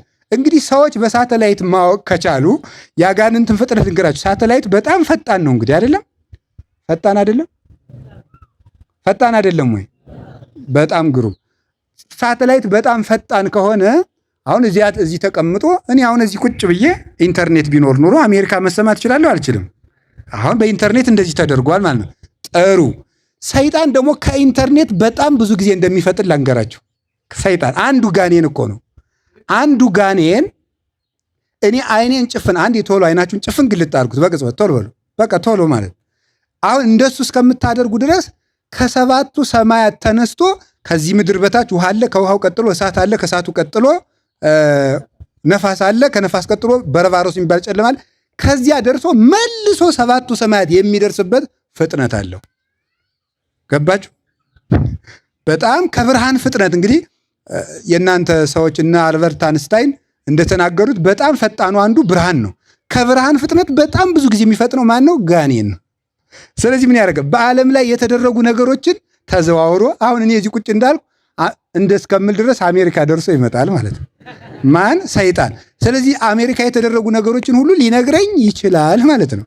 አሁን ስለዚህ ጠንቋዮች ማንም ሳያውቅህ የተወለድክበት ሀገር ሳይፋጥራ ይባላል ይላል። ምን ችግር አለ? እኔ ስወለድ ሰይጣን እየዞረ ስለነበር ያውቀዋል ማለት ነው። ስለዚህ ሰይጣን የተደረገን ነገር ምን ይላል ብያቸዋለሁ? ያውቃል ማለት ነው። ሰይጣን የተደረገን ነገር ስለሚያውቅ ጠንቋዮች እኛ ያልነገርናቸውን ነገር ቢናገሩ ልናደንቃቸው አንችልም። አሁን ወደ ትምህርታችን እንመለስ። 5 መክሊት የሰጠው አለ። 5 መክሊት ምንድን ነው? በሉ ንገሩ እንጂ። 5 ገንዘብ ምን ያደርጋል? ያከብራል፣ ያለብሳል፣ ጤና ይሰጣል፣ ሀብት ይሰጣል። ትታከምበታለህ፣ ቢርብ ትበላለህ፣ ብትራቁ ትለብስበታለህ፣ ከብረህበት ትኖራለህ። ገንዘብ። ኦሪት ምን ታደርጋል? ለማቀብ ከኦሪተከ ትበል ከራሜከ ኦሪትን ብትጠብቃት ድልብ የድልብ ታበላሃለች። ወይ ሰፍፍ ማይበብተ ወይንከ ውስተ ማይድከ የወይን ዘለላ በማይድ ሞልቶ ይኖራል ይተርፋል። ወትርየይ እስከ ነሳልስ ወራብ ትውልድ ውሉደ ውሉድከ እስከ 3 እስከ 4 ትውልድ ድረስ ዕድሜ ጨምራለህ፣ የልጅ ልጅ ዘመን ታያለህ ይላል። ስለዚህ ኦሪት ገንዘብ መክሊት ገንዘብ ከሆነ መጽሐፍ ቅዱስ ገንዘብ ነው። ሀብት ይሰጣችኋል፣ ጤና ይሰጣችኋል፣ አይምሮ ይሰጣችኋል። እናንተ ግን ገንዘብ ሲባል ሄደ በኤቲኤም የምታወጣው የተቆጠረ 10 ብር ነው የሚመስላችሁ። ይሄ ገንዘብ ነው። 5 የተቀበለው ሰውዬ ስንት አተረፈ? በሞቴ በሉ ንገሩኝ እንጂ 5 አተረፈ። 10ሩ ቃላትን ያዘ ማለት ነው። 10 ይሆናል አይደለም? ይሄ 5ቱ ህገጋት ውስጥ 10ሩ ቃላትን አትርፎ የሰራ ማለት ነው። ይሄ ሰው ገንዘብ አለው። ሀብት እንዲኖራችሁ ጤና እንዲኖራችሁ ከፈልጋችሁ 10ሩ ቃላትን መጠበቅ። ኢታምልክ ባዕድ አምላክ ዘእንበሌ፣ እኔ በቀር ሌላ አምላክ አታምልክ፣ በሐሰት አትመስክር፣ ሰንበትን አክብር፣ የባልንጀራህን ገንዘብ አትመኝ፣ ወደ ባልንጀራ ሚስት አትሂድ፣ የእግዚአብሔር የአምላክህን ስም በከንቱ አትጥራ። እነዚህን ቆጥራችሁ ጽፋችሁ ስሯቸው። እነዚህን ስትጠብቋቸው ሀብት ከቤታችሁ ደጅ አንኳኩቶ ይመጣል። እነዚህ ገንዘቦች ናቸው። 10 መክሊት ያተረፈ አለ። ከቃሉ ጋር ናችሁ? እሺ። 2 መክሊት የተሰጠው አለ። ስንት መክሊት? 2 መክሊት። እነዚህ 2 መክሊቶች ምንና ምን ናቸው ስትሉ ፍቅረ ቢጽና ፍቅረ እግዚአብሔር ይባላሉ። እግዚአብሔርን መውደድና በሉ ሰውን መውደድ። እነዚህ 2 መክሊቶች ናቸው። እግዚአብሔርን መውደድ፣ ሰውን መውደድ። እግዚአብሔርን መውደድ ከራስ በላይ፣ ሰውን መውደድ እንደ ራስ። ሰውን መውደድ እንደማን? እንደ ራስ። ሰውን ስትወደው እንደ ራስህ።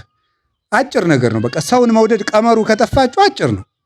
እንደ ራስ ማለት ለራስ የምትፈልገውን ለባልንጀራ ምን አንበል ነው። አንተ እንዲያደርጉብህ የምትፈልገውን ለባልንጀራ አንተ እንዲያደርጉብህ የማትፈልገውን ለባልንጀራ ምን አትበል ነው። እንዲያደርጉልህ የምትፈልገውን። በጣም ጥሩ። እኔ አሁን ልንገራችሁ። እናንተ ሰረቃችሁኝ አይበለውና የሆነ ነገር ሰረቃችሁ ደግሞ ደበደባችሁኝ። በቃ ይህንን አድርጋችሁ ሌላ ቀን ስትመጡ ምንም ችግር የለም ብላችሁ አትወዱኝም? ትወዱኛላችሁ። እንዴት ያለ ይቅር ባይ ሰውዬ ነው ትላላችሁ። ያን ሁሉ አርጌው እኮ ተወልኝ ትላላችሁ። አንተ ይሄንን ለዚህ አድርገው ነው ለማን? አንተ ብዙ ነገር አድርገህ ሰው ሲተውልህ ደስ ይለህ የለ? እሱን አድርገው ለባልንጀራህ ነው።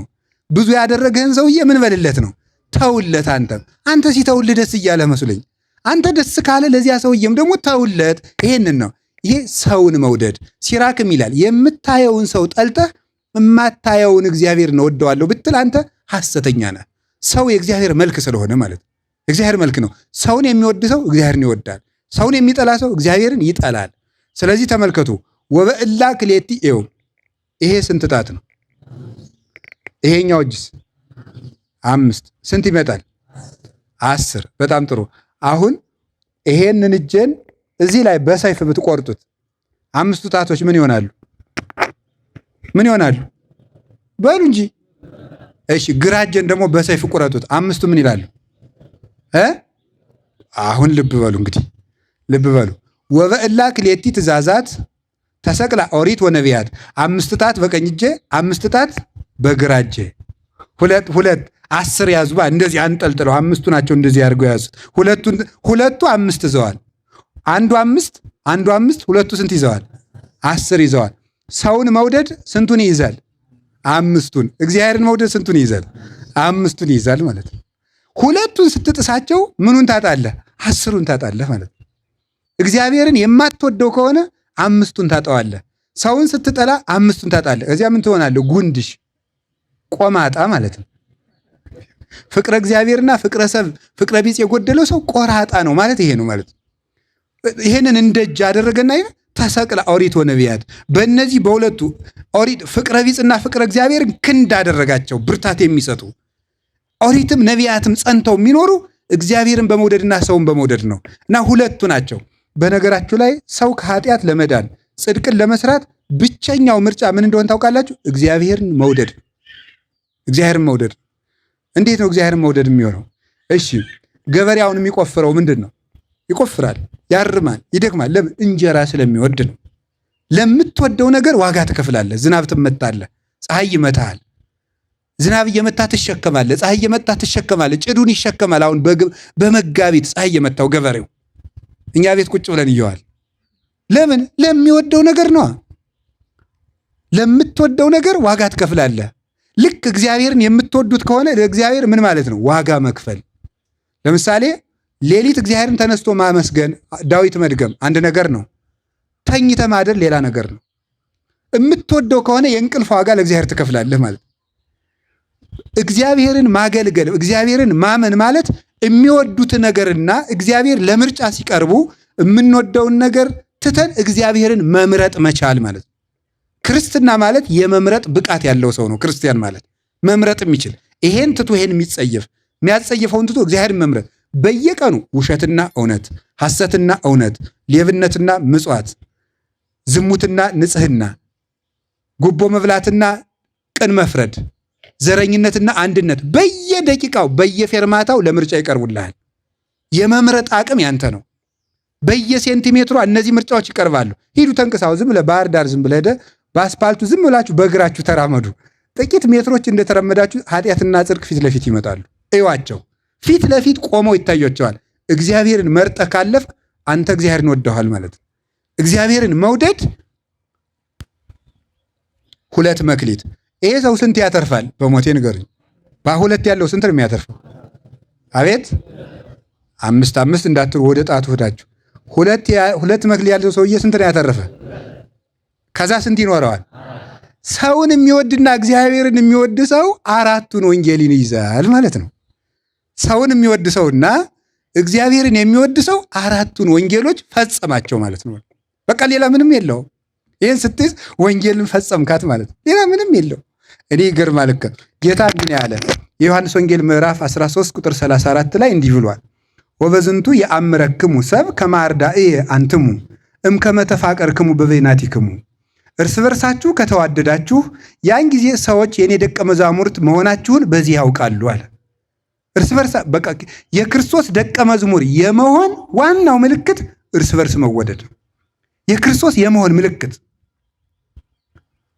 ወፍጻሜውሰ ለኩሉ ሕግ ወማይልቅቱሰ ለኩሉ ሕግ ተፋቅሮ በልብ ንጹሕ። የሕግ ሁሉ ፍጻሜ አንደኛ ጢሞቴዎስ ምዕራፍ 1 ላይ የሕግ ሁሉ ፍጻሜ በንጹሕ ልብ መዋደድ ነው ይላል። የሕግ ሁሉ ፍጻሜ ከኦሪት ዘፍጥረት ምዕራፍ 1 ቁጥር 1 እስከ ራዕየ ዮሐንስ ምዕራፍ 22 መጨረሻ ድረስ የሕግ መጨረሻው በንጹሕ ልብ መዋደድ ነው። ተዋደን መክሊት እንድናተርፍ እግዚአብሔር ይርዳን። እግዚአብሔር ይርዳን። ይኸውላችሁ ለምሳሌ ልንገራችሁ። ተርቤ አላበላችሁኝም፣ ያዙ እስኪ በሉ እናንተም። ብጠማ አላጠጣችሁኝም፣ እንግዳ ሁኜ ብመጣ አልተቀበላችሁኝም፣ ብታሰር አላስፈታችሁኝም፣ ብራቆት አላለበሳችሁኝም። እነዚህ ሁሉ የምን ጥያቄዎች ናቸው? የፍቅር ጥያቄዎች ናቸው። የፍቅር ጥያቄዎች ናቸው እነዚህ ሁሉ ማለት ነው። ክርስቶስ ሲመጣ የሚጠይቀን የምንም ጥያቄ አይደለም፣ የፍቅር ጥያቄ ነው። ለምን? ብራብ አላበላችሁኝም። ለማን? ለዚያ ወንድምህ። መቼ ተርበህ? ማይዜ ርህበከ ርኢናከ ወያብላዕናከ። መቼ እርቦህ ነው? መቼ ነው ያላበላንህ አሉት። ዘይገበርክሙ ለአሐዱ እምእሉ ንዑሳን ሊተ ይገበርክሙ፣ ወይም ለደጋጎቹ ደግሞ ዘገበርክሙ ለአሐዱ እምእሉ ንዑሳን ሊተ ገበርክሙ። ከታናናሾቹ ለአንዱ ያደረጋችሁት ለእኔ ያደረጋችሁልኝ አለ። ልብ በሉ። እግዚአብሔር ክርስቶስን ሰዎችን መውደድ ክርስቶስን መውደድ ነው። ለሰው ማብላት ክርስቶስን ማብላት ነው። ለሰው ማልበስ ክርስቶስን ማልበስ ነው። እና መቼ ይርበርደዋል ክርስቶስ? ክርስቶስ መቼ ይርበዋል? እሱ የሕይወት እንጀራ አይደል እንዴ? ቢራብስ እኮ አንድ ጊዜ ነው፣ እሱም ለእኛ ቤዛነት ነው። ክርስቶስ መቼ ይታሰራል? አንድ ቀን ታሰረ፣ እሱም እኛን ነፃ ለማድረግ ነው። ሰውን ማስፈታት እግዚአብሔርን ማስፈታት ነው። ሰውን ታሞ መጠየቅ እግዚአብሔርን መጠየቅ ነው። ይሄንን ነው ጌታ የነገረን። ከቃሉ ጋር ናችሁ? እግዚአብሔር ከሁላችን ጋር ይሁን። እሺ፣ ከቃሉ ጋር ናችሁ? አንድ መክሊት የተሰጠው ምንድን ነው? አንድ መክሊት የተሰጠው በበጎ ነው የምንወስደው ይህን ሁሉ ማለት ነው። አንድ መክሊት የተሰጠው ሰው መሆን ነው። እስኪ ሰው መሆን በሉ በሉ ንገሩኝ እንጂ። ሰውነት አንድ መክሊት ነው። ያንን ያጠፋው ማለት ያንን ባጠፋበት ያጠፋው ነው። መጥፊያውን በኋላ ነግራቸዋለሁ። ሁለተኛ ትርጓሜ 5 መክሊት የሰጠው አለ። 5 መክሊት የሰጠው አለ። ልብ ብላችሁ ስሙ። 5 መክሊት የሰጠው አሉ። 5 መክሊት የተሰጠው ጳጳስ ነው። 5 መክሊት የተሰጠው ጳጳስ ነው። ጳጳስ 5 መክሊቶች አሉት። ዲቁና አለው፣ ቅስና አለው። አይቅርታ አንድ ዘልያለሁ። ክርስቲያንነት አንድ አለው። ምእመንነት። ጳጳስ ምእመን ነው አይደለም? ምእመን እኮ እናንተ ቀላል ስም መስሏችኋል። ምእመን እኮ የእግዚአብሔር ስም ነው። ምእመን እግዚአብሔር በሁሉ ቃሉ እግዚአብሔር በቃሉ ሁሉ የታመነ ነው። ምእመን የእግዚአብሔር ስም ነው። ቀላል ስም እንዳይመስላችሁ። ምእመንነት አለው። ክርስቲያናዊነት አንድ። ከዛ ምን አለው? ምን አለው? ዲቁና አለው 2። ቅስና አለው 3። ጵጵስና አለው 4። ሊቀ ጵጵስና 5። የሊቀ ጳጳስ ጸጋው 5 ነው። 5 መክሊቶች አሉት ማለት ነው። 5 ማትረፍ ማለት በጵጵስና ወርዶ ወጥቶ አስተምሮ ሌላ ጳጳስ የተካ ወይም እሱኑ ሙሉ የሰራበት ሰው ማለት ነው። ሙሉ የሰራበት ሰው እንደተሰጠው። እንግዲህ ጳጳሱ ሰው በዚህ ዘመን ለምን ጳጳስ መሆን እንደሚያጓጓ በጣም ነው የሚያስደንቀው። ተመልከት። ክርስቲያን ስትሆን የምትጠየቅ በምን ብቻ ነው? በክርስቲያንነት ብቻ፣ በምዕመን ብቻ ነው የምትጠየቀው። አሁን ምን ጨምርበት? ከክርስትናው ላይ ዲቁና ጨምርበት። በስንት ነገር ልትጠየቅ ነው? በ2። እሱ ቅስና ጨምርበት። በስንት ነገር ትጠይቃለህ? ጵጵስና ጨምርበት። በስንት ትጠይቃለህ? ሊቀ ጵጵስና ጨምርበት። በስንት ትጠይቃለህ? በ5 ማለት ነው። ስለዚህ ይሄኛው 5 ያተረፈ ማለት ምን ማለት ነው? የሕዝብነት ስራ የሰራ በዚህም ያተረፈ፣ የዲቁና ትርፍ ያለው፣ የቅስና ትርፍ ያለው፣ ከዛ የጵጵስና ትርፍ ያለው፣ የሊቀ ጳጳስነት ትርፍ ያለው ፓትርያርኩ። እንግዲህ ይሄ ለዚህ ነው አባ መቃርዮስ የሚባል አባት ጳጳስ ሆኖ እናቴ ጳጳስ ሆንኩ እኮ ሲላት ሙተ ተገንዘ ባይህ ይሻለኝ ነበር አለችው። ለምን ሲላት ድሮ የምትጠየቅ በራስህ ኃጢአት ብቻ ነበር፣ አሁን ግን በሕዝብ ሁሉ ትጠየቃለህ ብላ ነበር የነበረችው ማለት ነው። ይሄ ሁሉ ጸጋ። 2 መክሊት ያለው ማን ነው? 2 መክሊት ያለው ማን ነው? ቄስ ነው። ምንና ምን አለችው? 2 መክሊት ማስተማርና ማቁረብ። እስኪ በሉ አቤት። እሺ የጳጳሳቱንም ልጨምርላችሁ። አንድ ዙሪያ አስተረጉምላችኋል። እዚያው ላይ ጨርሼው ልድ የጳጳሱ ሳይመ ዲያቆን፣ ሳይመ ቀሲስ፣ ሰይመ ጳጳስ፣ ማስተማር፣ ማቁረብ 5 ጸጋ አላቸው ማለት ዲያቆን መሾም፣ ቀሲስ መሾም፣ ጳጳስ መሾም። ጳጳሳትን የሚሾሟቸው እነማን ናቸው? ጳጳሳት እጃቸውን ጭነው ተሰብስበው፣ አንድ ጳጳስ መሾም አይችልም። ብዙ ጳጳሳት ከሌሉ እጃቸውን ተሰብስበው ጭነው ይሾሙታል። ስለዚህ ዲያቆን መሾም 1 መክሊት፣ ቄስ መሾም 2 መክሊት፣ ጳጳስ መሾም 3 መክሊት፣ ማስተማር 4ኛ መክሊት፣ ማቁረብ 5ኛ መክሊት። ይህ የጳጳሳት ነው። አንድ ጳጳስ ይህን ሁሉ ዞ ነው የሚንቀሳቀሰው። ለጳጳሳት ክብር እንዲኖራችሁ ነው። 5 መክሊት ዞ የሚዞር ነው። አሁን እኔ ብመጣ ቢያንስ 2 ይዤ እመጣለሁ። እሱንም በአግባቡ ከያዝኩት ነው። ጳጳስ ግን 5 ይዞ ነው የሚመጣና ጳጳስ ስታዩ እንደ ቀላል አትዩት። አሁን አውሮፕላን አዲስ አበባ ኤርፖርት እያየው ነበር። እንደ ሰው ተሰልፈው ወረፋ ሲጠብቁ እኔ አካላቴን የሚያልቀው ቢያሳልፋቸው ምን አለ? ቢሳፈሩ ቅድሚያ ቢሰጣቸው። ክብር መስጠት አለባቸው። 5 ፍሬ ዞ ነው እኮ ከቤታችሁ የሚመጣ ሲንቀሳቀሱ መስቀል እንዲያድርገው ሲባርኩ ኦ እግዚኦ አድኅን ሕዝበከ ወባርክ ርስተከ ሲሉ በ5 ጸጋ ነው የሚባርኩኝ። ለእነዚህ ክብር አይገባቸውም? ይገባቸዋል፣ ይገባቸዋል። ይሄን እንድታውቁ ነው። ዝም ብለህ በየኢንተርኔቱ አንተ ኮሜንት እያደረግህ የምትሰድበው አይደለም ጵጵስና። እውነቴን ነው። ይሄ ጳጳስ ሌቦች ምናምን የሚያይ የለም። እዚያ ተቀምጠህ በ5 ብር ዳታ እሷ 5 መክሊት ያለውን ሰውዬ ስትሳደብ ትውላለህ። በጣም የሚያሳዝን ነገር ነው። እኔ ከልቤ ነው። በዚህ ዘመን በጣም የሚያሳዝነኝ ነገር የቤተ ክርስቲያን ማዕረግ መውረዱ ነው። መንግስት ቢያወርደው መናፍቃን ቢያወርዱት ይደንቃል። እኛ አውረደ ነው አላቀድምን። አባቶቻችን እያቃለል ሰድበን ለሰዳቢ የምንሰጣቸው እኛው ነን። ክብር እንስጣቸው። ሁሉንም ነገር አውቀን እንጠቀምበት። አናቅለውል ማለት ነው። 2 መክሊት ያለው ምንድን ነው? ቄስ። የቄስ መክሊቱ 2 ነው። 1 ምን ማድረግ? ማስተማር። 2 ምን መክሊት አለው? ማቁረብ አለው። 2 መክሊቶች አሉት። ያስተምራል፣ ያቆርባል። እማያስተምር ንስሐ አባት ካላችሁ የንስሐ አባት ስብሰባው ላይ ተሰብስባችሁ ወይ ይልቀቁን ወይ ያስተምሩ በሏቸው። ቀልድ የለም።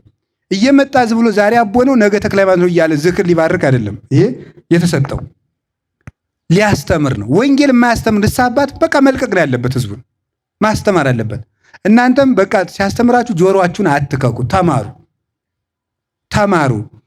ችግር የለም የሚላችሁ ችግር የለም የሚል አባት አይደለም። የወር አበባ ሁኜ ነበር እንደው ልገባ እንደው በቃ ቅርብ ግቢ ዝም ብለሽ ችግር የለም እንዳይከፋት ማለት ነው። ምክንያቱም ሌላ ጊዜ ወይ በገዝታ ወስዳለታለች ወይ ካባ ገዝታለታለች። ስለዚህ የእሷን ኃጢአት ቀለል ያደርግላታል ማለት ማስተማር። ንስሐ አባት መምህር ነው፣ ያስተምራል። እንዲያውም አንድ ንስሐ አባት 12 ልጆችን ብቻ ነው መያዝ የሚችለው እንደ ሕጉ። 12ቱን ይዞ 12ቱን ሌት ተቀን ስራው እሱ ነው። ልጆቹን ሕፃናትን ማሰየ ብሎታል። ጠቦቶችን ጭምር የንስሐ ልጆቹን ሕፃናቱ ጭምር ተማረ አልተማረ ብሎ የማስተማር ግዴታ አለበት። በአንጻሩ ሙሉ የዓመት ወጩን የሚችሉለት እነማን ናቸው? ንስሐ ልጆቹ ናቸው። አሁን ያን የሚያደርግ ስለሌለ ቄሱ መተዳደሪያ ሲያጣ ቢዚ ይሆናል። ለራሱ ሲል አልገኝም ይላል። ከዚያ ምን ይላል ደግሞ ህዝቡ?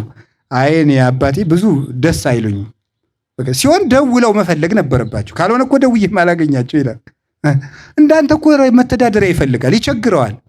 ወዲህ ይቀድሳል፣ ወዲህ የሰው ብሶት ይሰማል። ሰው ጎበስ የአንዲት ሚስቱን አመል መስማት አቅቶት ሰልችታው እንዴ የ50 ንስሐ ልጅ አመል መስማት እንዴት ያለ ችግር ነው እንዴ! የአንድ ሚስቱን ዝንዝ እኮ ይከብዳል።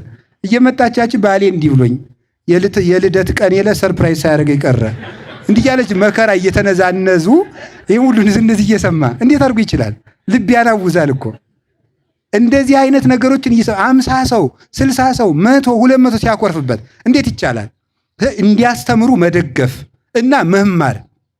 ንስሐ አባቶቻችሁ ከቤት ሲመጡ 2 የመጽሐፍ ቅዱስ ቃል ካልነገሯችሁ ማድረግ ያለባችሁ ወሬ አታውሯቸው፣ ፖለቲካ አትውሩ። ንስሐ አባቶቻችሁ ጋር ከንስሐ አባቶቻችሁ ጋር ቀልድ አትቀልዱ። ንስሐ አባታችሁን ይዛችሁ መሸታ ቤት አትጋብዙ።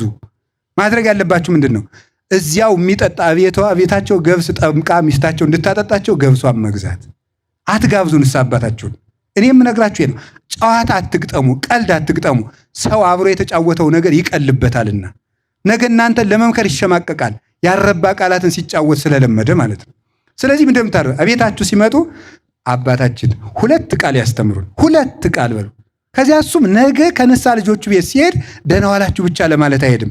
ሁለት ቃላትን የክርስቶስን ቃል የክርስቶስን ወንጌል የክርስቶስን ቃል ይዞ የማይመጣ ንስሐ አባት የሚጠቅመን ነገር የለውም። ማስተማር እንደገና ምንድነው? ማቁረብ በሉ እንጂ በሉ ጨምሩ። ማቁረብ በጣም ጥሩ። አንድ ዶክተር አለ። ያ ዶክተር አንድ ዶክተር ሄዳችሁና ኃጢአታችሁ ማን ነው ይቅርታ በሽታችሁን ነገሩት። ይቆርጠኛል ይፈልጠኛል አልከው ሄደ። ከዚያ ሰምታችኋል ነገራችሁት። አዛ ሰውየው እንዲህ ያለ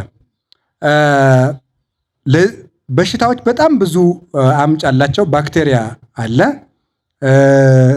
በቫይረስ የሚመጡ አሉ፣ ንጽህናን ባለመጠበቅ ባክቴሪያዎች ጥገኛ ሆነው በምግብ መመረዝ የሚመጣ አለ።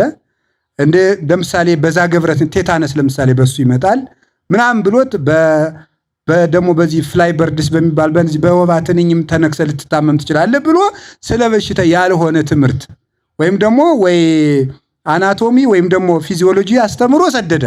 ትድናለህ? አድንም ትድናላችሁ? እና ምን ሲሰጣችሁ ነው የምትድኑት? መድኃኒት ማለት ነው። ስለ ጤና በመማር ጤና ማግኘት አይቻልም። በእርግጥ ወንጌል ከዚህ በላይ ናት። አስተምሮ ብቻ መድኃኒት ካልሰጣቸው አይድኑም። መድኃኒቱ ማን ነው? የክርስቶስ ሥጋና ደም ነው። ቅዱስ ሥጋውን ክቡር ደሙን የማይሰጥ ሐኪም ማለት ካህን ማለት መድኃኒት ሳይሰጥ ሕክምና አውርቶ የሚሰድ ሐኪም ማለት ነው። ወይም በጎችን እየጠበቀ ሳር የማያበላ ውሃ የማያጠጣ እረኛ ማለት ነው። ከዛ ግን ምን ያደርግልሃል? ሐኪሙ ግን ምን ያደርጋል? መጀመሪያ እንዲህ ያደርጋል። ሐኪሙ ያበጠ ካለ ይልጠዋል። እያስለቀሰ ነው የሚልጥህ። ይልጠዋል ያበጠ ምክንያቱም መድኃኒት አይቀበልማ። ያንን ልጦ የቆሸሸውን ቆዳ አስወግዶ ባክቴሪያዎችን አጥቦ በአልኮል ከዚያ በኋላ መድኃኒት ይቀበላል። ትድናለህ። ሊያድነኝ ነው ብለህ ስላሰብክ እየቆረጠህ ትችለዋለህ። በቢላዋ እንዲያል ቁርጥ እያደረገህ ትችለዋለህ። ለምን? ሊያድን ነዋ። ቅዱስ ጎርጎርዮስ ዘኑስስ እንዲህ ይላል፣ ኢናስ ተአጽብ ትእዛዞ ወተግሳጾ ለካህን እስመ አቃቤ ሥራይ መፈውሰ ነፍሱ እቱ ይላል ሃይማኖተ አበው ምዕራፍ 36 ላይ ሲናገር የካህኑን ትእዛዝ ቸል አንበል አናቃለውም፣ እሱ ነፍስን የሚፈውስ ሐኪም ነውና ይላል። የነፍስ ሐኪም ነው። የካህኑን ትእዛዝ አታቃል። ይህንን ንስሐ ግባ፣ ይህንን አድርግ፣ አሁን እንደዚህ ስላችሁ እኔ በቃ ካህናት እንድትታዘዙ እኛ እንድትታዘዙ አንተ ታዘዝከኝ ያልታዘዝከኝ የምትጨምርልኝ ነገር የለም። ጌታ የሚፈርድብኝ በራሴ ስራ ነው። እናንተ ለእኛ እንድትገዙልን ተብሎ የሚሰጥ ትምህርት የለም። እንድትድኑ ብዬ ነው ይህን የምነግራቸው። ስለዚህ ሐኪም ሲቆርጥ ዝም እያለው ካህናት ግን ቃላቱ ተጠንቅቆ አይዟችሁ ምዕመናን እንዲሁ እኮ ይገርማል እኮ የቀበሌ መዝጋቢ እንዴት እንደሚያመናጭቅ እኮ ታውቃለህ። ወገብ እየተቆመጠ ነው የምጠበቀ። እሺ መታወቂያ እንዲታደስ የዛሬ 3 ወር ነው። እሺ ምን ታመጣለህ? የቤተ ክርስቲያን ሲሆን ግን እኛ ግን ተጠንቅቀን እናንተ ለምነን በቃ እንዲሁ ችግር የለም ምናምን ተብሎ ተታላችሁ ቃል ተመርጦላችሁ ምንድነው ይሄን ያህል የምናስታምማችሁ? ስለዚህ ካህኑን መታገስ አለባችሁ። ቢሰድባችሁ፣ ቢገስጻችሁ፣ ቀኑና ቢያበዛባችሁ እንደ ትእዛዙና እንደ ቃሉ ማደር አለባችሁ። በምክረ ካህን ሌው ኩሉኬ ዘይሰም ዘንተ ቃለ ነገሬ ወይ ገብሮ ይመስል ብእሴ ጠቢበ ዘሐነጸ ቤቶ በዲበ ኮኩ ዘንሙ ዝናማት ወውህዝ ዋይስት ወነፉ ነፋሳት ወገፍእ ወለውቱ ቤት ወይወድቀ እስመ በዲበ ኮኩ ተሳረረ። ይሄን ቃሌን ሰምቶ የሚያደርገው ሰው አለ ቤቱን በዓለት ላይ የሰራ ይመስላል። ዝናብ ዘነመ፣ ጎርፍ ጎረፈ፣ ነፋስ ነፈሰ፣ ይሄን ቤት ገፋው፣ አልወደቀም፣ በዓለት ላይ ተመስርቷልና። አለወት ያለው ጴጥሮስን ነው። ጴጥሮስ ማለት ካህን ነው። በዓለት ላይ ተመስርቷልና አልወደቅም ማለት በንስሐ አባቱ ምክር የሚመራ ሰው አይወድቅም ማለት ነው። የካህኑን ምክር ከሰማ አትወድቅም። ካህን ማለት የክርስቶስ እጅ ነው። ከዛ በሱ እጅ ሥጋው ደሙን ይሰጥሃል፣ በሱ እጅ ድነት ይሰጥሃል፣ በሱ እጅ መንግሥተ ሰማያትን ይሰጥሃል። ቁልፉን የያዘው ካህን ነው። ክህነት ጠልቶ ድነት የለም። ስለዚህ ሥጋው ደሙን ለመቀበል ቀኖና አለመሰቀቅ፣ ስትናዘዙ አለመሰቀቅ ስትናዘዙ አንድ የማይረባ ምሳሌ ልመስል ነው። የማይረባ ምሳሌ ለሐኪም የተከበረ ሰው እንዲሁ የተከበሩ አቶ ገሌ፣ የተከበሩ ወይዘሮ ገሊታ የምትባለው ሰውነቱ ወይም ሰውነቷ ስቃይ ውስጥ ከሆነ ሙሉ አካሉን ገልጦ ለሐኪም ይሰጣል። አንተም ሙሉ ገመናህን አውጥተህ መናዘዝ አለብህ። ለካህን ስትናዘዙ አትፍሩ። ዛሬውኑ ሂዳችሁ መናዘዝ አላችሁ። የላችሁም?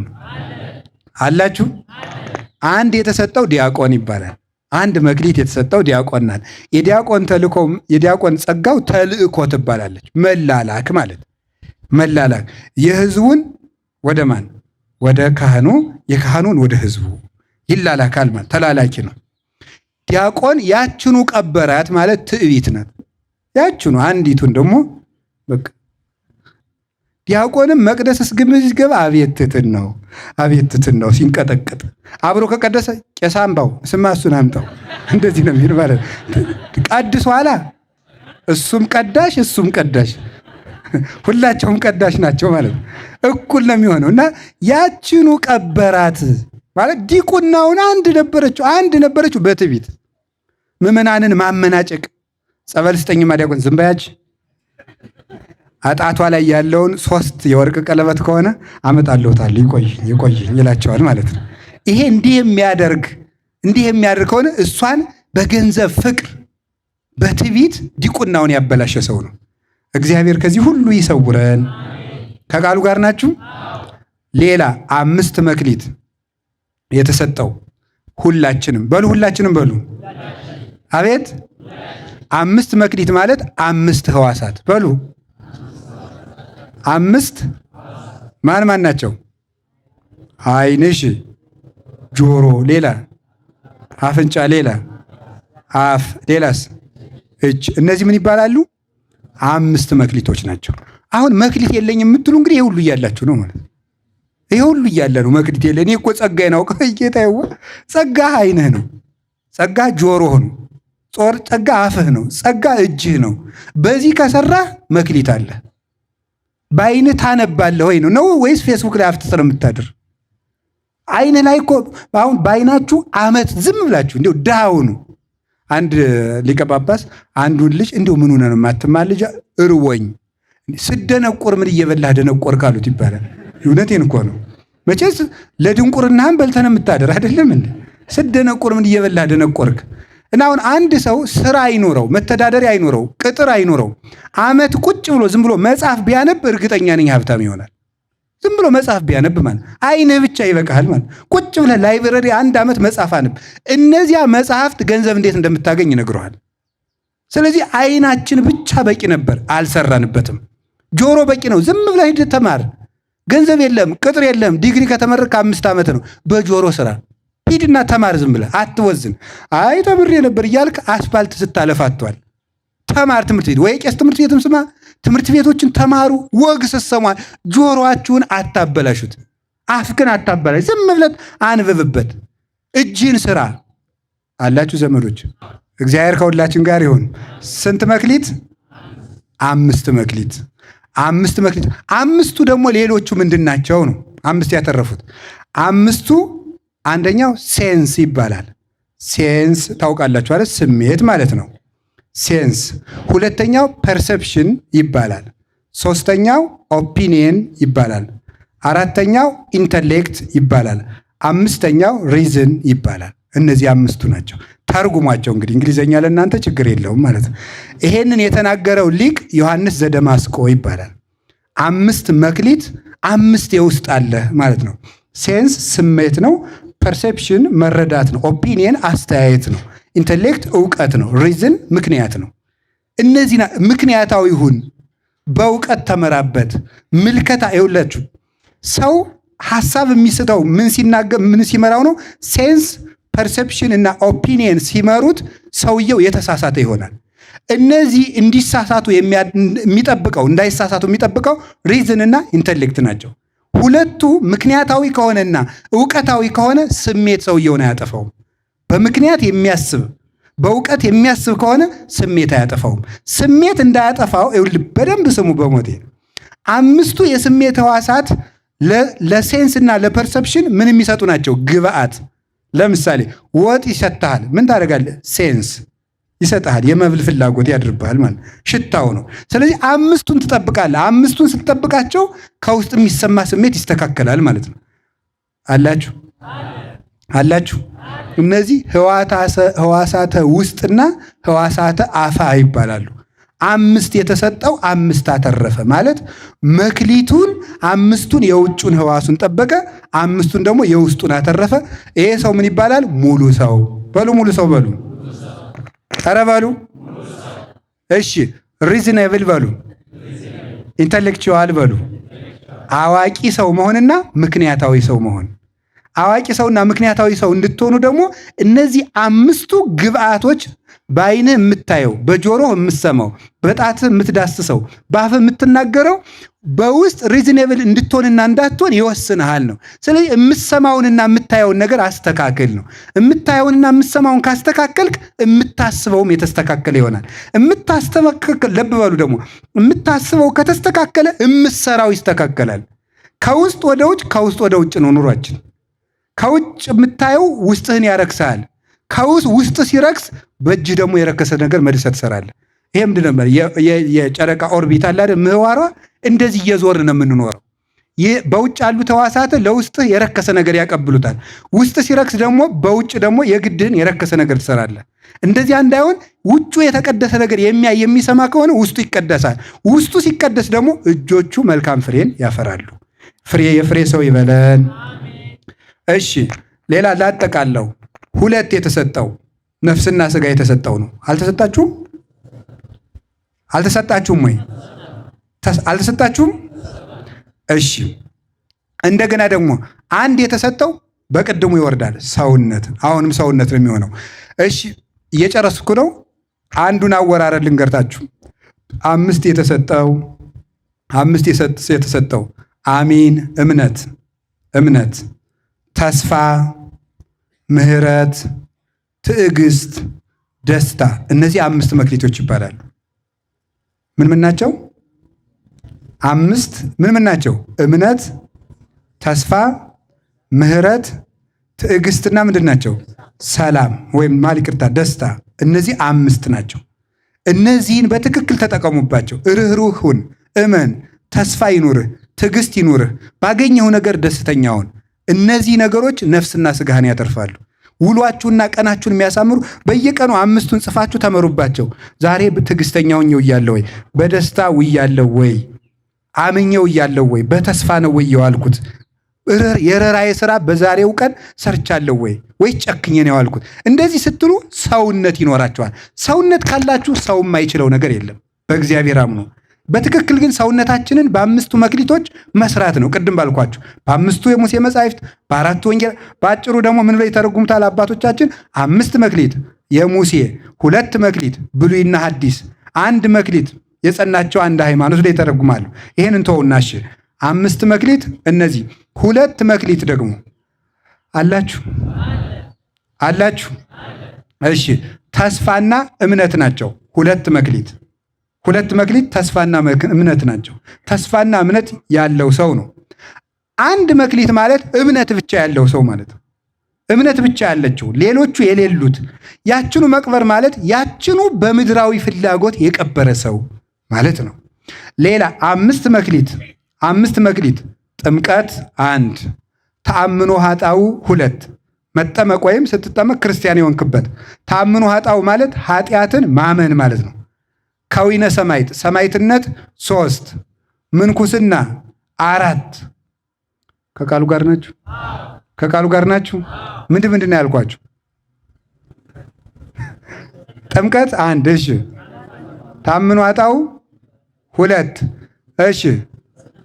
ሰማዕትነት 3፣ እሺ። ምንኩስና 4፣ ባሕታዊነት 5።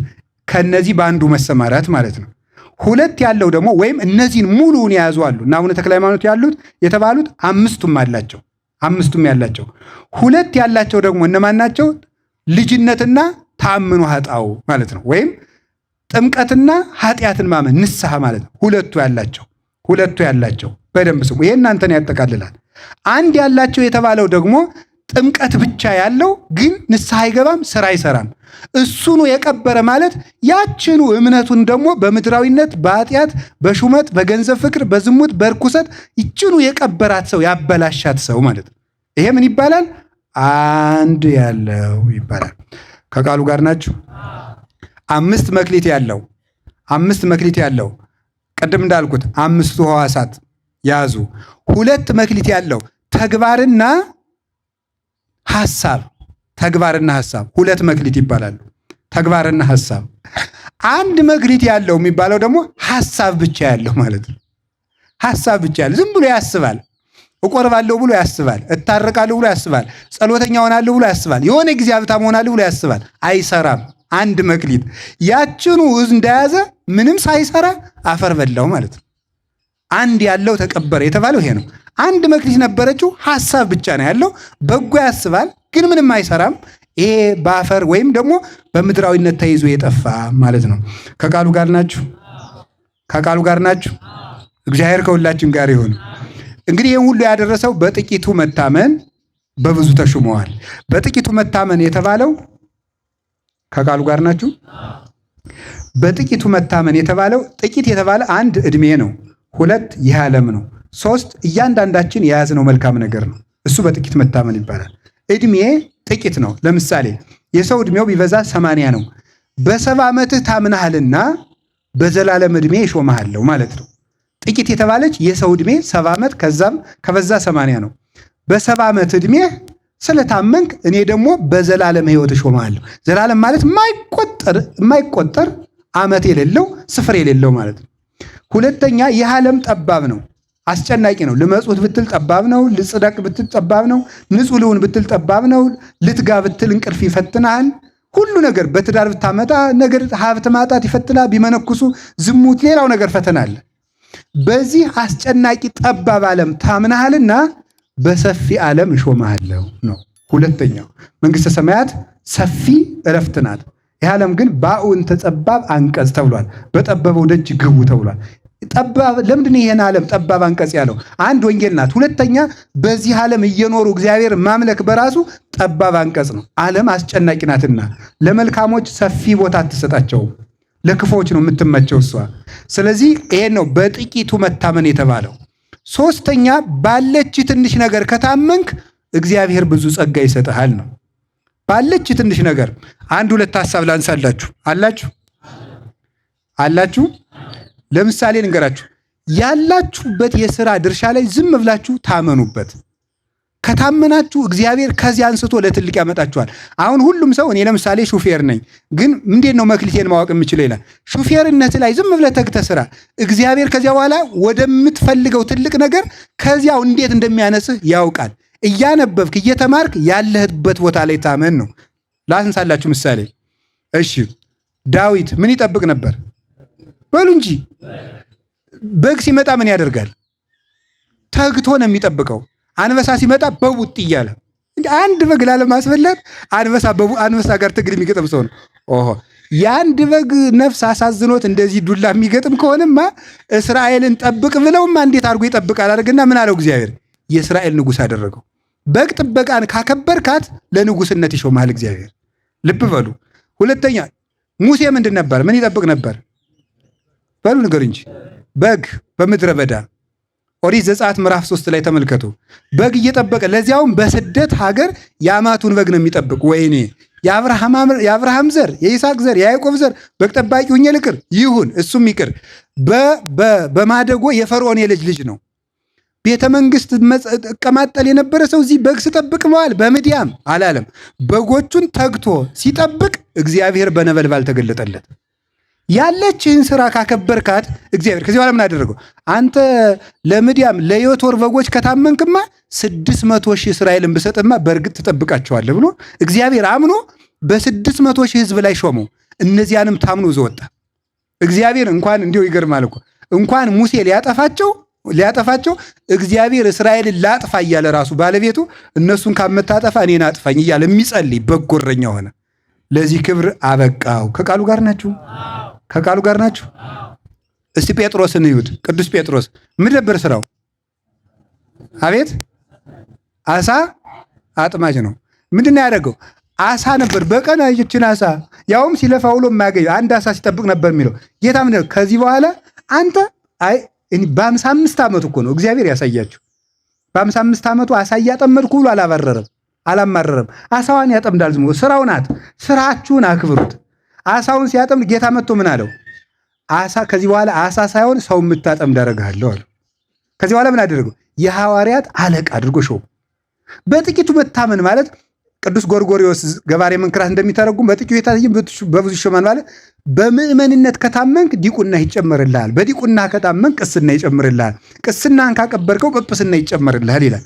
መጀመሪያ ያስካትን አሁን ዲያቆኑ በዲቁናው ሳያፈራበት ቅስና በቁምስናው ያላፈራ መነኩሴ እባካችሁ ጳጳስ አድርጉኝ በዚያኛው መቼ አፍርተህበት ሳትታመን በዚያ ገና መቼ አመን።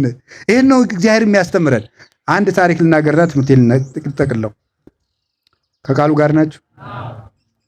አንድ ሰው ነበረ፣ ጳጳስ ነው። አትናቴዎስ ዘአንጾኪያ ይባላል እና በዘመኑ የነበሩት አንጾኪያ የነበሩት ሰዎች ጳጳሳቸው ይሞታል። ጳጳሳቸው ሲሞት የእስክንድሪያው ፓትርያርክ መጥቶ እስኪሾምላቸው ድረስ እነሱ በዚህ ቀን እመጣለሁ ብሎ ቀጥሮ ዘገየባቸው። ሲዘገይባቸው ኧረ እሱን ስንጠብቅ ብለው ዝም ብሎ ምዕመናን ተሰበሰቡና ጳጳስ አድርገናል አሉት። ዝም ብለው አንዱን አትናቴዎስን ማለት ዝም ብለው ያኛው እስኪመጣ ምን አጠባበቅ ራሳችን ማንሾመው በገንዛ ሀገራችን። ዛሬ እኮ ህዝብ የሚሾመው ጳጳስ ነው የሚበጠብጠን። ህዝብ የሚሾመው ጳጳስ አይረባም። ማንም መሾም ያለባት ቤተ ክርስቲያን ናት። እናንተ ናችሁ እኮ ሰውን ሁሉ የሌለውን ጸጋ እውነት ነው መሰል እንዲል ያደረጋችሁት።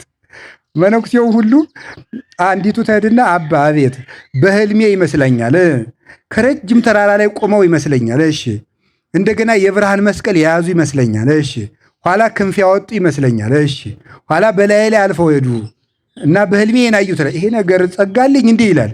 እዚህ ኋላ ሲያሰግድ ይውላል ማለት ነው። እናንተ እኮ ናችሁ መነኩሴውን ሁሉ ሳያስበው ያላሰበውን ክብር ሁሉ እንደበቃ የምታስመስሉት ማለት እያቀበጣችሁ። እኔ እንደውም አንድ ጊዜ አንድ ቄስ አሉ ስዊድን የሚኖሩና አስተምሬ ስጨርስ ይሄ ኩታራ ነው ጉልበቱን እንዳስሙት አሉ። እውነታቸውን ነው። እንደዚህ የሚል ሰው ነው የሚያስፈልገን። አንዳንድ ሰው ያለመጠኑ ክብር ስንሰጠው መጨረሻ ላይ ይበላሽብናል። በእውነቱ ማለት ነው። የሀገራችን ገበሬ እኮ ሊቅ እኮ ነው። ምንን ካላልኩት ገብቼ ምን ልበል ይላል፣ ልፈትፍት ይላል ካላሉት ብሎ የሚናገረው ለዚህ ነው። ግን በሉ አላልኩም። እንደዚህ ከቃሉ ጋር ናችሁ። እግዚአብሔር ከሁላችን ጋር ይሁን እና ተሰብስበው ሾሙት። እሱ ሊሾም ሲመጣ ያኛው በተቀጠረበት ሰው ሲሾመ ይቺ ሀገር እንዴት አለች? ጳጳሳቸው ሙቶ እና አሁን እንዴት ሆነዋል? እራሳቸው ሾመው አለ። አውግዞት ዙሮ ቤቱን መጥቶ አወገዘህ እኮ አለ። የሚገርመው ግን ያ ሰውዬ ቅን ነበረ። ህዝቡ አስገድደው ነው የሾሙት እና ቅን ስለነበረ አውግዞኝ ሄዳው። እንግዲያ ሰውየው ቅስና ነበረው፣ ጥሩ ካህን ነው፣ መነኩሴ ነው። መጣና ከዚህኛው ፓትርያርክ ቤት መጣ። ምን ሆነ መጣ? የእርስዎ ቤት ጠራጊ ሁኜ ቃለ እግዚአብሔር ልማር ብዬ አንድ ምእመን ነኝ አለው።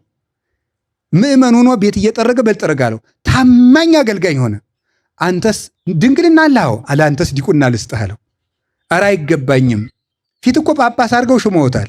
ሲያወግዘው ጊዜ መጣና ይሄን ኃጢአቴን ማስተስር ያለብኝ ብሎ መጥቶ ሎሌን ነገባ። ለአንተስ ዲቁና ይገባሃል አለው። ኧረ አባቴ አይገባኝም። ይገባሃል አይገባኝም፣ ይገባሃል አይገባኝም። ኋላ 2 ጊዜ መሾም ኃጢአት ስለሆነ ነገር እንግዲያስ አጉል ነው ብሎ በነውር ተይዞብኝ ነው እንጂ ዲቁና አሳለኝ አለው። ተከልክዬ ነው እንዳትቀድስ ተብዬ ነው እንጂ የሆነ አባት ከልክለው ነው እንጂ ዲቁና አለኝ። በል ዲያቆን ሆኖ አገልግል። በዲቁናው እጅግ በጣም ታማኝ ዲያቆን ሆኖ አገለገለ። ሲያገለግል ሲኖር አንተ ቅስና ይገባሃል አለው። ኧረ አባቴ አይገባኝም፣ እንዲህ አንተ ይሾማ ግንቢ የምትለኝ ከሆነ እኔ አወግዝሃለሁ አለው። ድሮስ ምን ብሎ መጡ። እንደዚያ ሲለው ምን አለ? አባቴ በነውር ተይዞብኝ ነው እንጂ ቅስና አለኝ አለው። በል ግባና አገልግል አለው። ሲያገለግል ጵጵስና ልሹምህ አለው። አይገባኝም፣ ይገባሃል፣ አይገባኝ ሲጣሉ እኔ እኮ አትናቴዎስ ነኝ፣ ያወገዙኝ አትናቴዎስ ነኝ አለ።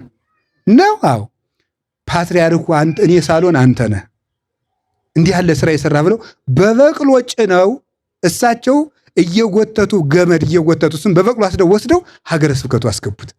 በጥቂቱ መታመን በሎሌነቱ ሲታመን በምን አረጉት? ዲያቆን። በዲቁናው ሲታመን ምን ሆነ? ቄስ። በቅስናው ሲታመን ምን ሆነ? ጳጳስ ሆነ ማለት። ለፕትርክና በቁት። ያላችሁበት የቤት ሰራተኛ ብትሆን፣ ሎሌ ብትሆን፣ ዘበኛ ብትሆን፣ ጽዳት ሰራተኛ ብትሆን ያላችሁበትን ቦታ በታማኝነት ያዙት። ያን ከያዛችሁ እግዚአብሔር ለክብር ያበቃችኋል። እንደውም ምን ሊቃውንት ሲተረጉሙት ጥቂት መከራ የለመደን ሰው እግዚአብሔር ብዙ መከራ ይጨምርለታል ብለው የተረጉሙ ሊቃውንት አሉ። ማለት ምን ማለት ነው? ጥቂት መከራ እንዲሁ ዝም ብለህ ይሄ ውጋት እየመታ እዚህ ላይ ድስቅ እያደረገ ዳዊት የምትደግም ከሆነ ጦር እየተመታ የምችለው ምን ይሰጣል? ሰማዕትነት ይሰጣል። ጥቂት መከራ የማችል ከሆነ ለብዙ መከራ አይሰጥም። ብዙ መከራ ከሌለ ደግሞ ብዙ ጸጋ የለም። ይሄን ነው እግዚአብሔር ሊያስተምረን የፈለግና ወገኖቼ የሌላችሁን እየተመኛችሁ ዘመናችሁ ከሚያልቅ ባላችሁ ነገር ታምናችሁ ተገኙ። ባለን ነገር ታምነን ለትልቅ ጸጋ እንበቃ ዘንድ የመድኃኔዓለም ቅዱስ ፈቃዱ ይሁንልን። ያስተማረን ቅዱስ እግዚአብሔር ክብር ምስጋና ይግባው። በልጁ በመድኃኒታችን በኢየሱስ ክርስቶስ የናኛትን መንግሥተ ሰማያትን እንዲያድለን ቅዱስ ፈቃዱ ይሁን። ለአብ ለወልድ መንፈስ ቅዱስ ክብር ምስጋና ይግባው። ይቆየን።